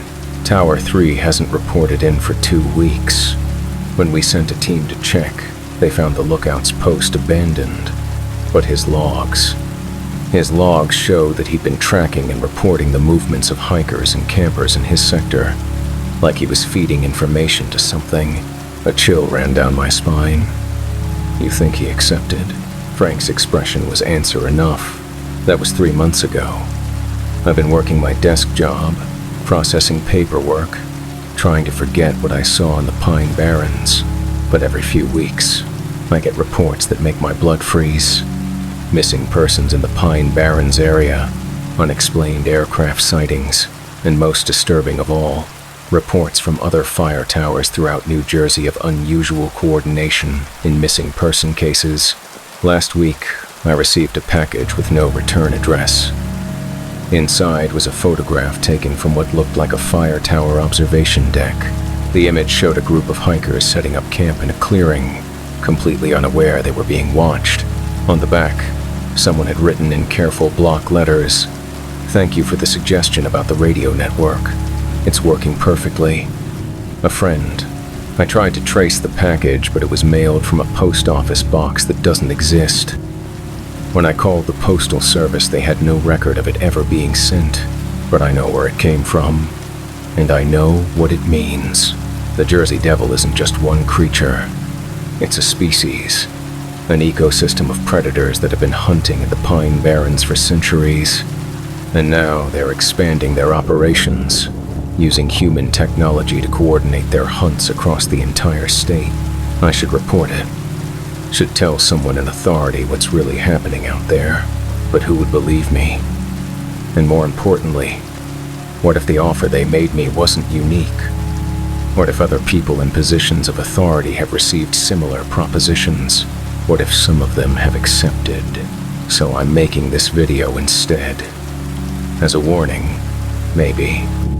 Or just to document what I know before something happens to me. Because I have a feeling they're not done with me yet. That the creature I met in Tower 7 meant what it said about knowing where I live, knowing about my family. Last night, I found hoof prints in my backyard. And this morning, my neighbor asked me why I'd been standing in his garden at 3 a.m. just watching his house. The thing is, I was in bed at 3 a.m. So if you're watching this video, if someone uploaded it after I disappear, remember this. The Pine Barrens of New Jersey are not safe. The fire towers that are supposed to protect the forest might be compromised. And if you ever hear human voices calling for help from the deep woods on a dark night, don't answer. Don't try to help. Just run. Because the Jersey Devil is real. It's intelligent. And it's hungry. And it has help now. Human help. The Watchers have become the Watched. The Protectors have become the Hunters, and somewhere in the Pine Barrens tonight, something with wings and hooves and too much intelligence is planning its next feeding. Hit that like button if this story made you check your locks tonight, and subscribe for more tales from the dark places where monsters are real and the people who are supposed to protect us might be working for them instead. Because in the Pine Barrens, the only thing scarier than the Jersey Devil is the Jersey Devil with human allies. Sweet dreams. I was watching my own cattle bleed out through puncture wounds in their necks when the thing that killed them dropped from the barn rafters onto my back, its claws sinking deep enough to scrape bone, and that's when I realized it had been saving me for dessert. But let me start from the beginning. My name's Carlos, and 6 weeks ago I was just another struggling cattle rancher in South Texas, trying to keep my family's operation afloat in an economy that seemed designed to destroy small farms. 4 generations of Hernandezes had worked this land, and I'd be damned if I was going to be the one to lose it. The Lazy H Ranch sat on 800 acres of scrubland about 30 miles north of the Mexican border. Good grazing country, reliable water sources, and far enough from the cities to keep land prices reasonable. We ran about 200 head of cattle, mostly Angus and Herefords, selling beef to local markets and keeping just enough profit to cover the mortgage and feed our 3 kids. It was honest work, hard work, and I was proud of what my family had built over the decades. Even when times got tough, even when the bank started making noises about loan payments, I never seriously considered selling out to the developers who kept calling with offers. This land was in my blood. My grandfather had cleared the mesquite and built the first fences with his own hands. My father had dug the wells and constructed the barns during the drought years of the 80s, and I'd spent my whole life learning every arroyo, every water tank, every acre of pasture, but I'd never seen anything like what started happening in late September. The first sign of trouble was the Ramirez place, our nearest neighbor about 5 miles east. Old Manuel called me on a Tuesday morning, his voice shaking in a way I'd never heard before. "Carlos, you need to come over here. Something's wrong with my cattle." "Wrong how?" Just come see for yourself. And bring your rifle."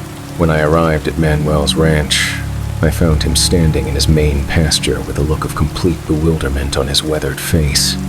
Around him lay 6 head of cattle, all apparently dead, all arranged in a perfect circle. But it was the condition of the animals that made my blood run cold. They looked deflated, like someone had taken a needle and drained every drop of fluid from their bodies, leaving behind nothing but hide stretched over bone. Their eyes had collapsed inward, their tongues were black and swollen, and their skin had taken on a grayish, mummified appearance. "When did this happen?" I asked, kneeling beside the nearest carcass. "Sometime last night. They were fine when I checked them at sunset. Found them like this when I came out for morning chores." I examined the bodies more closely, looking for signs of disease or poisoning. That's when I found the wounds. Each animal had 2 small puncture marks on its neck, perfectly round holes about 1 inch apart. The wounds were clean, precise, like they'd been made by surgical instruments rather than teeth or claws. "You call the vet yet?" I asked. Manuel shook his head.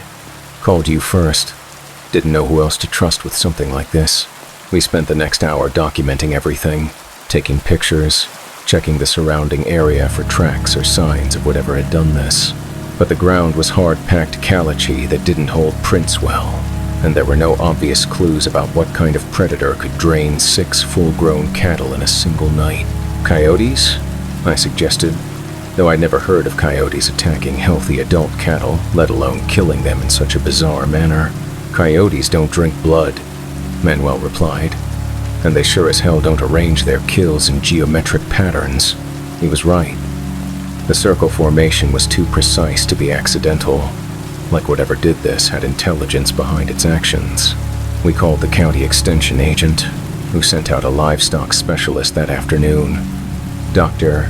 Patricia Wells was a veteran of 30 years dealing with predator attacks, cattle diseases, and every other problem that could affect Texas ranchers.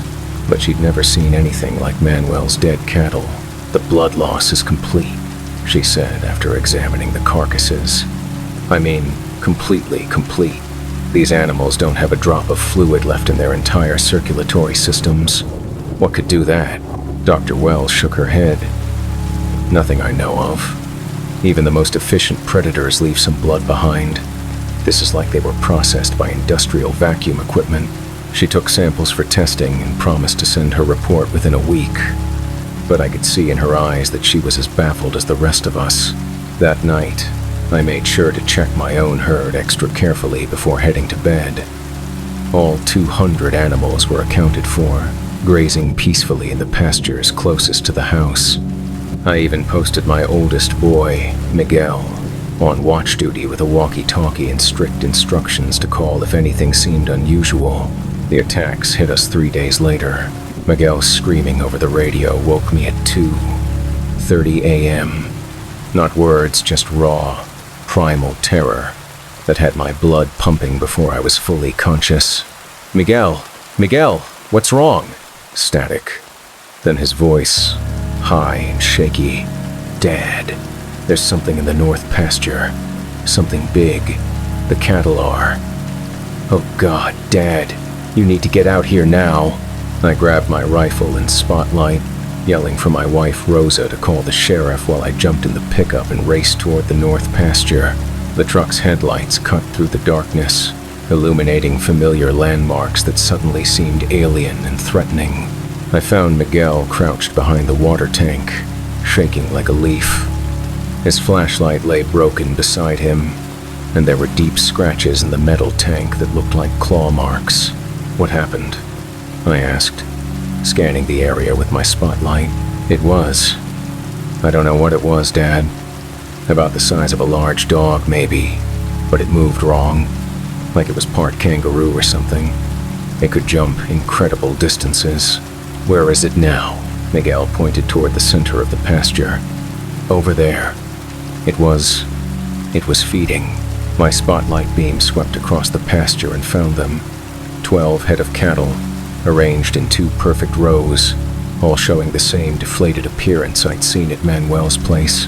But this time, I could see the killer.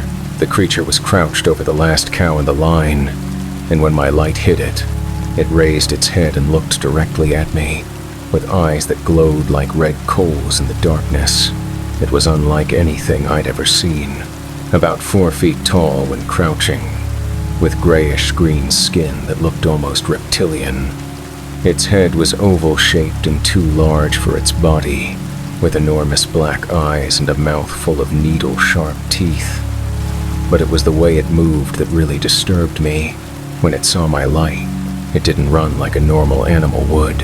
Instead, it stood up on its hind legs, revealing that it was actually closer to 5 feet tall, and studied me with an intelligence that made my hands shake. Then it opened its mouth and made a sound I'll never forget. Part hiss, part shriek, part something that almost sounded like human speech. The noise echoed across the pasture, and from the darkness beyond my spotlight's reach, other voices answered. There were more of them out there. A lot more. Get in the truck, I told Miguel. Now. We backed away slowly, keeping the spotlight trained on the creature. It watched us go with what looked like amusement, occasionally tilting its head like a curious dog. When we were about 50 yards away, it dropped back down to all fours and resumed feeding. The sheriff arrived 20 minutes later, along with 2 deputies and Dr. Wells.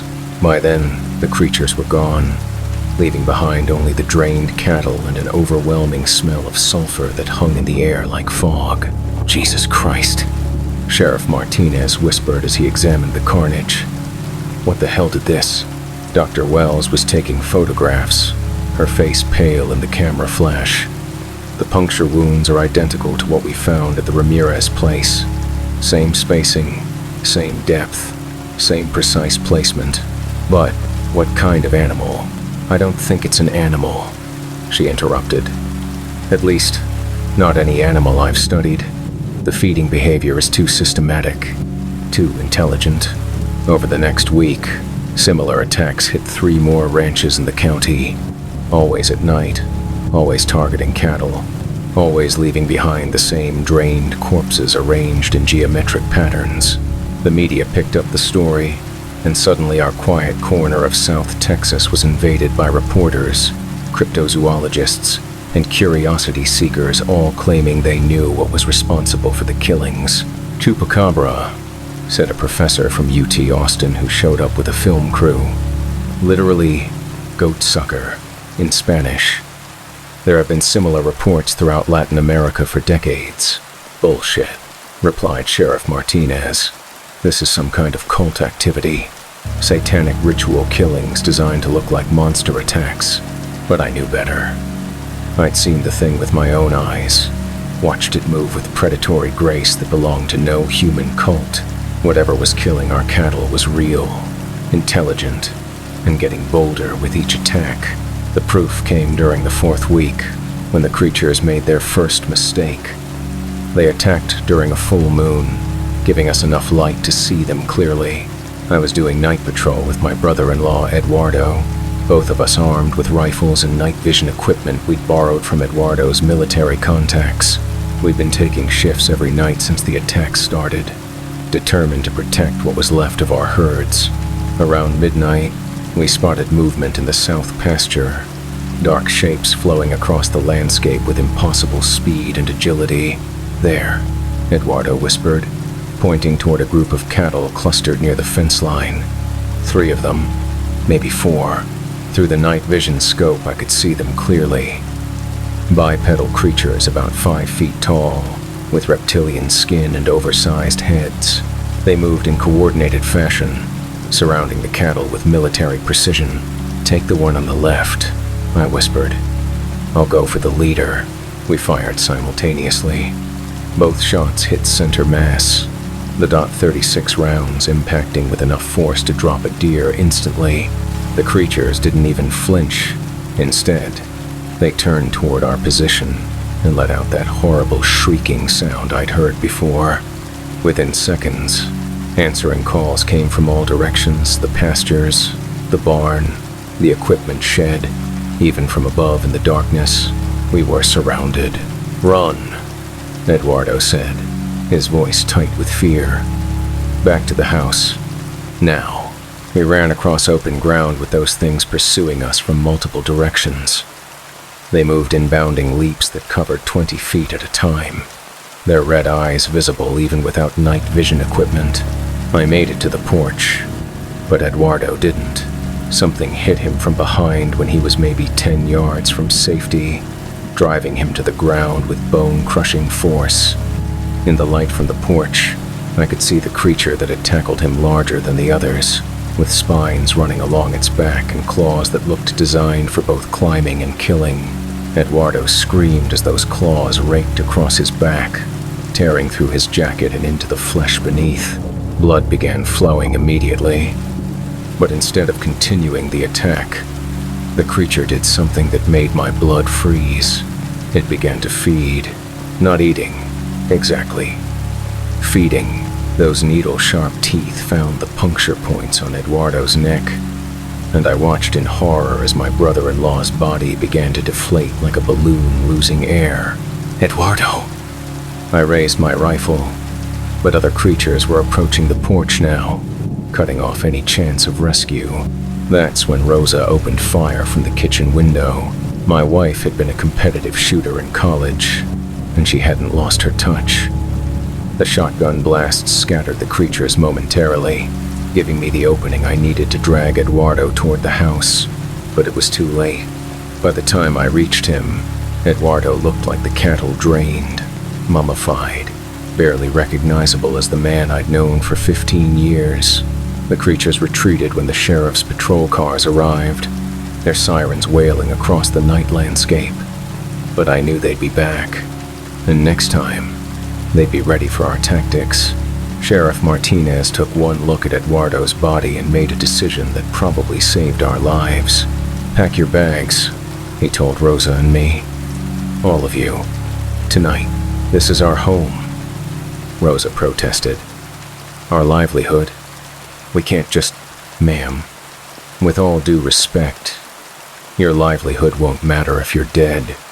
These things, whatever they are, they're not just killing cattle anymore." He was right.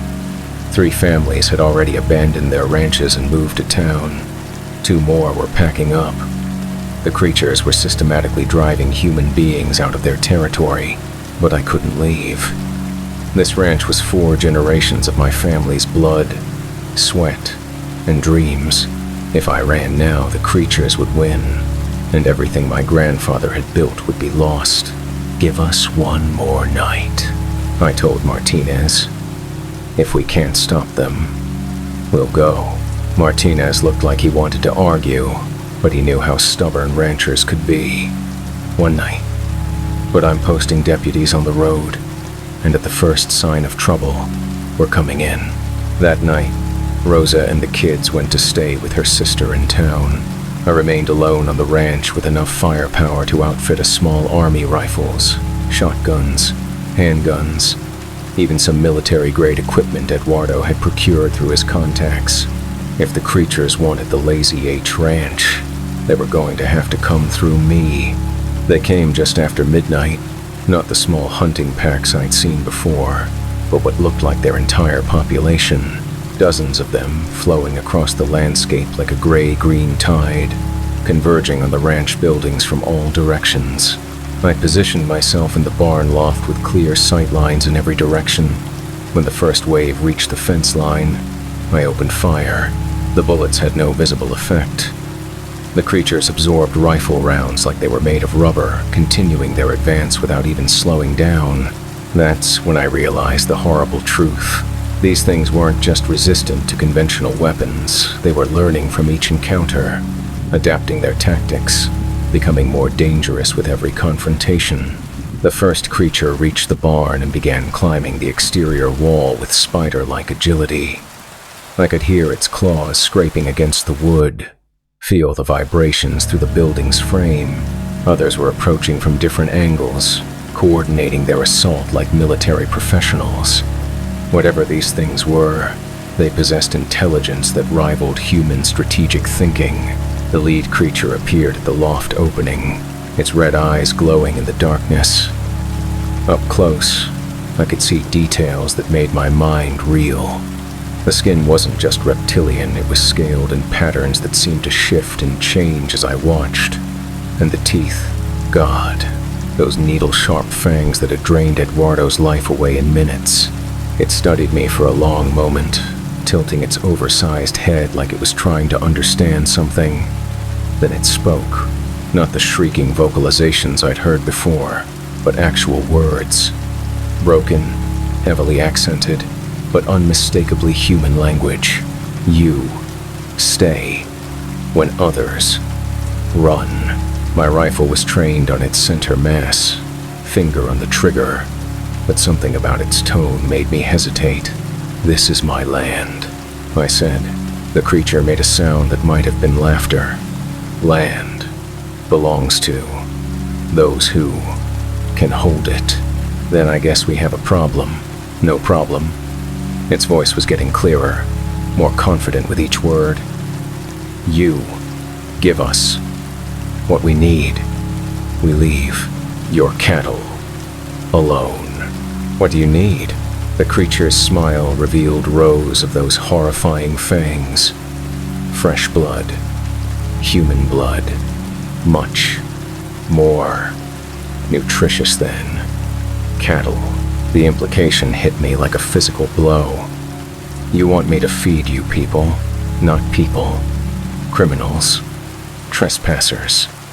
Those who come to steal from you." I thought about the illegal border crossings that occasionally happened on ranch land this close to Mexico. Desperate people looking for better lives, but also drug smugglers and human traffickers who wouldn't be missed if they disappeared. "You're insane." The creature's expression didn't change. "We are practical. You help us hunt. We protect your ranch from all threats."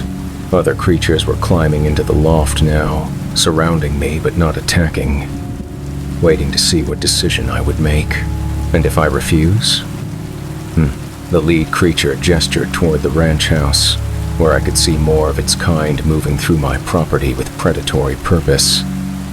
"Then you become food, like your friend." Eduardo's drained corpse flashed through my memory. The deflated cattle, the systematic elimination of every rancher in the county who tried to resist. "I need time to think." "You have until sunrise. Then we feed, one way or another." The creatures withdrew as suddenly as they'd arrived, leaving me alone in the barn loft with the most impossible decision of my life. I could cooperate with monsters and potentially save my ranch by sacrificing strangers, or I could refuse and watch my family's 4-generation legacy be destroyed along with everyone I cared about. Dawn was still hours away when I made my choice. I called Sheriff Martinez and told him everything about the creature's intelligence, their offer, their threats, about the impossible decision they'd forced on me. "Pack your family and get out," Martinez said. "Tonight. Don't wait for morning." "Sheriff, I can't just..." "Carlos, listen to me carefully. What you're describing isn't just about your ranch anymore. If these things are that intelligent, that organized, they won't stop with your property. They'll keep expanding their territory until they control the entire region. So what do? We call in the federal authorities, Border Patrol, maybe the military, people with equipment and training designed to handle threats that local law enforcement can't manage. But I knew it was too late for that. The creatures had given me until sunrise, and they demonstrated repeatedly that they kept their promises. I spent the remaining hours before dawn destroying everything I could. Poisoned the water tanks, burned the hay supplies, sabotaged the equipment, made the ranch as useless as possible for whatever was coming next. If I couldn't save the Lazy H, at least I could make sure the creatures didn't benefit from taking it. Rosa and the kids were waiting in town when I arrived, our pickup truck loaded with whatever possessions we could carry. The rest, 4 generations of memories we left behind. We drove to San Antonio that morning and never looked back. That was 6 weeks ago. The ranch has been abandoned since then, officially condemned by the county health department due to contaminated water sources. No one talks about what really happened there, and the media coverage died out when other stories took precedence. But I still get reports from Sheriff Martinez. 3 more ranching families have abandoned their properties. Illegal border crossings in the area have stopped completely. Word apparently spread through the smuggling networks that something was hunting in that part of South Texas. And sometimes, late at night, I get phone calls where no one speaks, but I can hear that horrible shrieking sound in the background. The creatures know where we are. They're waiting. Last week, I found 2 small puncture wounds on my neck when I woke up. They weren't there when I went to bed, and they didn't hurt, but they were definitely fresh. Rosa thinks I scratched myself in my sleep. The kids think it's from a mosquito bite, but I know better. I know the creatures are still watching us, still waiting for the right moment to collect on the debt they think I owe them. Because when you deal with monsters, there's always a price to pay.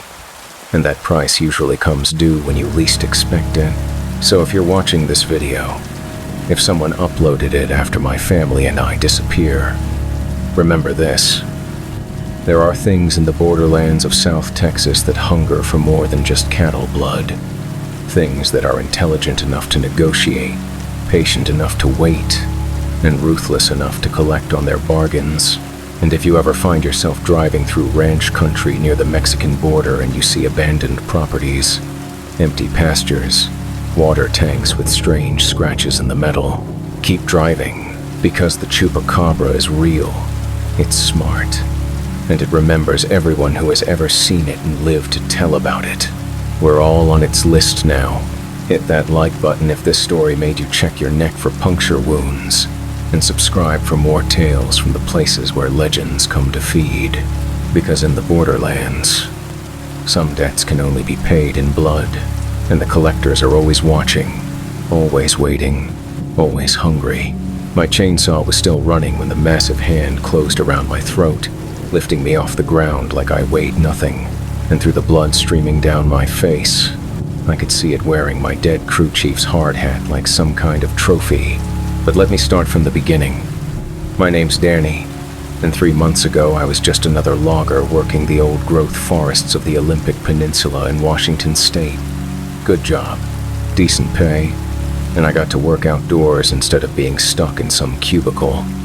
The kind of work that makes you feel like you're actually accomplishing something at the end of the day.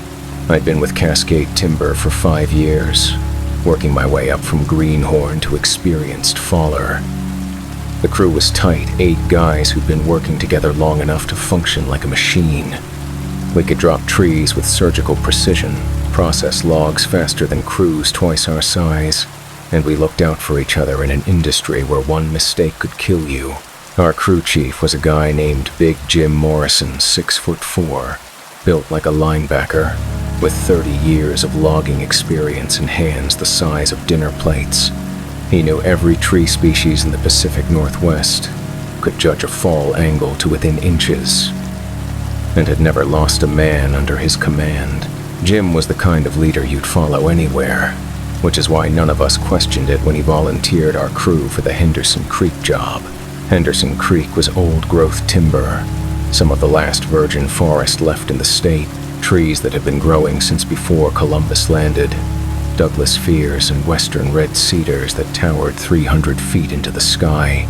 The environmental groups had been fighting the logging permit for years, but money talks louder than protesters, and Cascade finally got approval to clear a 1,000-acre section. The job was supposed to take 6 weeks. Good money, overtime pay, and the kind of massive timber that would look impressive on our resumes. But the location was remote 40 miles from the nearest town, accessible only by logging roads that hadn't been maintained in decades. Companies setting up a base camp, Jim told us during the Monday morning briefing.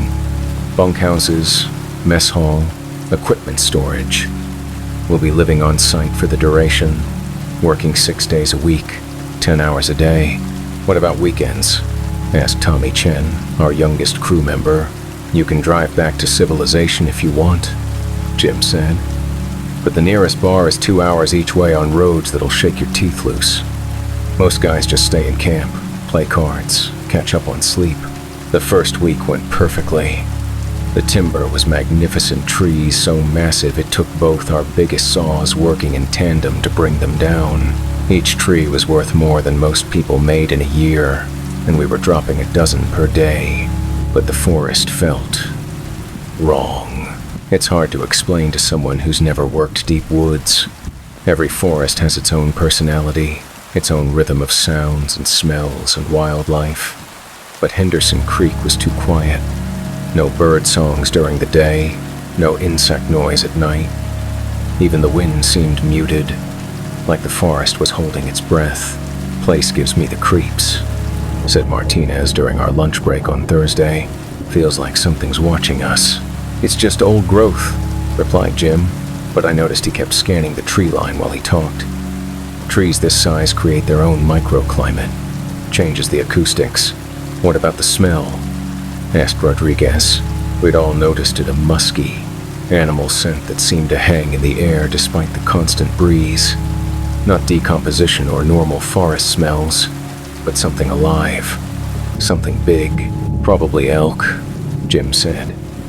Heard there's a large herd in this area, but I'd grown up hunting elk with my father, and this wasn't elk. This was something else entirely. The first sign of real trouble came during the second week.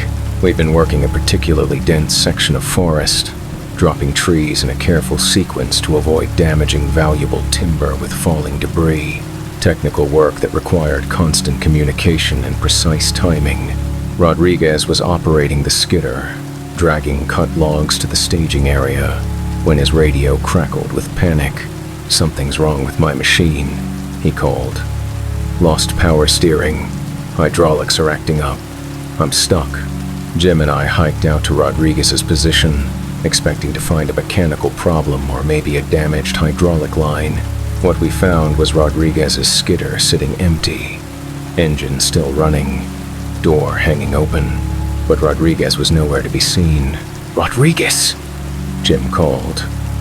Where the hell are you? No answer. Just that unnatural silence that seemed to follow us everywhere in these woods. We searched for over an hour, following his footprints in the soft earth. The tracks led away from the skidder in a straight line, deeper into the uncut forest. But after about 200 yards, Rodriguez's boot prints were joined by something else. Footprints that were almost human, but wrong. Too large, too wide, with what looked like claw marks at the toe positions. And they were deep. Whatever made them had to weigh at least 400 pounds. Bear? I suggested, though I'd never seen bear tracks that looked remotely similar. Jim knelt beside one of the prints, measuring it with his hand. 17 inches long, 8 inches wide. That's no bear, Danny. The trail continued deeper into the forest, the strange footprints staying parallel to Rodriguez's tracks like whatever made them was walking alongside him. Not chasing, not stalking, walking with him. We followed for another half mile before Jim called a halt. We need search and rescue, he said. This is beyond what we can handle. But when we got back to base camp, the radio was dead. Not just turned off, completely destroyed. Smashed into pieces and scattered around the communications trailer. Vandalism? Tommy suggested, but his voice shook as he said it. Jim studied the wreckage. Look at these components. They're not just smashed, they're crushed. Like something grabbed the radio in its fist and squeezed. We found Rodriguez's body 3 days later. A search and rescue team from Seattle finally reached us after we drove out to get help.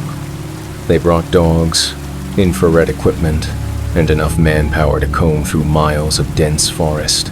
They found him hanging upside down from a cedar tree, 60 feet above the ground.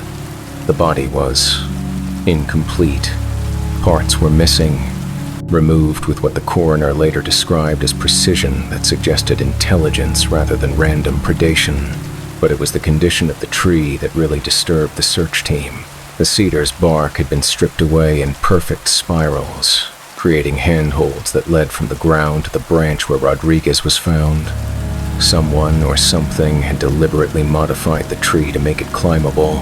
Animals don't do this, the lead investigator told Jim privately. This shows planning, tool use, problem-solving ability. So what are you saying? I'm saying maybe you boys should consider working somewhere else for a while. But Cascade Timber had contracts to fulfill, and timber companies don't shut down operations because of one unexplained death. They brought in grief counselors, safety inspectors, and extra security personnel. The work continued. That's when things got really bad. The next victim was Chen. Tommy was working alone, delimbing a downed Douglas fir about a quarter mile from the main cutting area. Standard procedure experienced loggers often worked solo on routine tasks. We found his chainsaw first, still running, buried blade deep in a tree trunk 30 feet from where he was supposed to be working. The cut was clean, deliberate, not an accident or equipment malfunction. Tommy was 50 yards away, or what was left of him. The scene was worse than Rodriguez. Much worse. Tommy had been rearranged. His limbs were positioned in patterns that suggested ritual or ceremony rather than random violence, and his hard hat was missing. Same thing that got Rodriguez, Jim said, but his voice was hollow now. The confident leader was gone, replaced by a man who was starting to understand we were dealing with something beyond his experience. We need to shut this down, I said. Pack up and get out before it kills anyone else. Can't. Company won't authorize evacuation without proof of imminent danger. 2 dead men isn't proof enough. Jim showed me the report he'd received from corporate. Official cause of death for Rodriguez, bear attack. Tommy's death is being investigated as possible homicide by a disturbed individual. No mention of shutting down operations.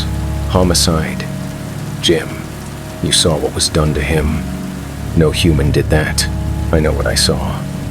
But the company sees lawsuit liability and insurance claims. They're not going to admit there's something in these woods that can kill experienced loggers. That night, I made a decision that probably saved my life. I packed my gear and prepared to quit, to drive out in the morning regardless of what the company said. But I never got the chance. Around 3 a.m., something woke me up. Not a sound, the absence of sound. The forest had gone completely silent, so quiet I could hear my own heartbeat. I grabbed my flashlight and peered out the bunkhouse window. In the beam of light, I could see massive footprints in the dirt around our sleeping quarters. Fresh prints, still glistening with moisture. Whatever had made them was still out there, still watching. I woke the other guys as quietly as possible, motioning for them to stay silent. 6 of us left now: Jim, Martinez, Johnson, Phillips, Williams, and me. Through hand signals, Jim indicated we should grab weapons and stick together. We armed ourselves with axes, chainsaws, anything that might serve as a weapon, and moved out of the bunkhouse in a tight group. The plan was to reach the vehicles and get the hell out of there. We never made it to the parking area. The attack came from above, something massive dropping from the forest canopy with impossible silence. Williams was in the rear of our group, and whatever hit him drove him to the ground with such force that the impact cracked the wooden walkway beneath his feet. In the chaos that followed, I got my first clear look at what had been hunting us. It was enormous, easily 9 feet tall, covered in dark, matted hair that seemed to absorb our flashlight beams. The body was humanoid but wrong, with arms that reached nearly to its knees and hands that ended in claws designed for both climbing and killing. But it was the intelligence in its eyes that truly terrified me. This wasn't some mindless beast acting on instinct. This thing was smart, calculating, capable of planning and strategy, and it was wearing William's hard hat. "Run!" Jim screamed, raising his chainsaw like a weapon. The creature backhanded him across the clearing with casual ease. Jim flew 20 feet and hit a tree trunk with a sound like breaking kindling. He didn't get up. The rest of us scattered, each man for himself in the darkness. Behind me, I could hear the sounds of pursuit, not just one creature, but multiple sets of those massive footprints pounding through the forest. There were more of them, a whole family group maybe, working together to hunt us down. I ran blindly through the trees, branches tearing at my clothes, roots trying to trip me with every step. My flashlight died after 10 minutes, leaving me stumbling through absolute darkness while those things crashed through the undergrowth behind me. Martinez was the next to die. I heard his screams echoing through the forest, abruptly cut off in a way that suggested his throat had been torn out. Then Johnson, his cries fading as something dragged him deeper into the woods. Phillips lasted longer. I could hear him running parallel to my path for maybe 20 minutes before the sounds of pursuit converged on his position. His death wasn't quick. That left just me, alone in a forest full of predators that had been systematically eliminating my crew. I climbed. It was the only strategy I could think of, get high enough that maybe they couldn't reach me. Find a defensible position where I could at least see them coming. I picked the tallest Douglas fir I could find and started climbing, using my belt and boot spikes to work my way up the trunk. 60 feet, 80, 100 feet above the ground. From that height, I could see the lights of our base camp in the distance.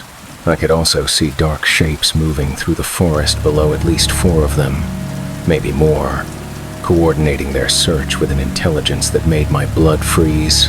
They knew I was up there. Every few minutes, one of them would approach the base of my tree and look up, studying my position with those calculating eyes. But for some reason, they didn't climb after me. I thought maybe I was safe.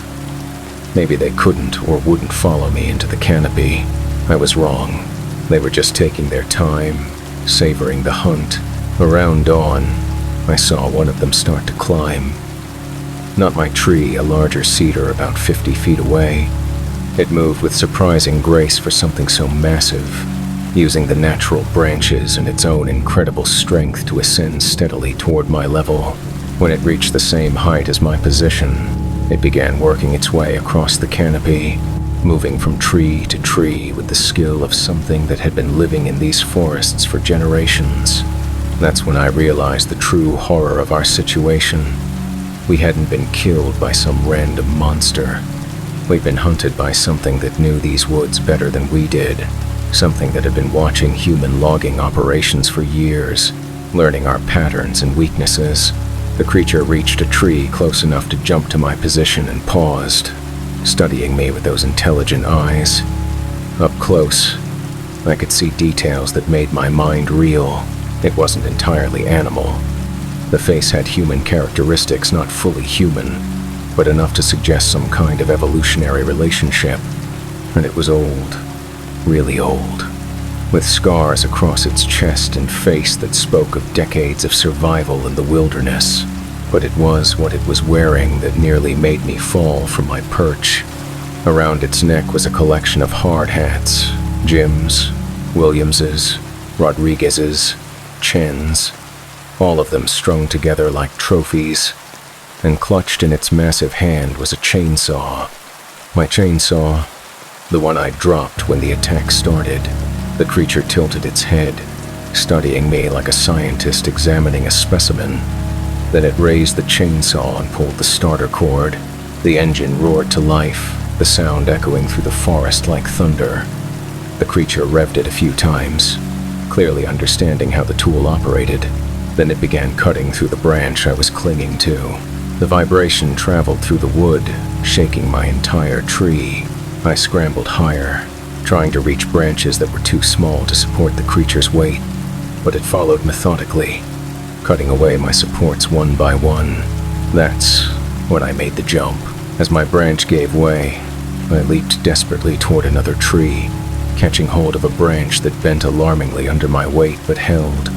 The creature watched my escape with what might have been amusement, then began working its way across the canopy toward my new position. For the next hour, we played a deadly game of cat and mouse 60 feet above the ground. The creature would corner me in one tree, I'd jump to another, and it would follow with that terrifying patience.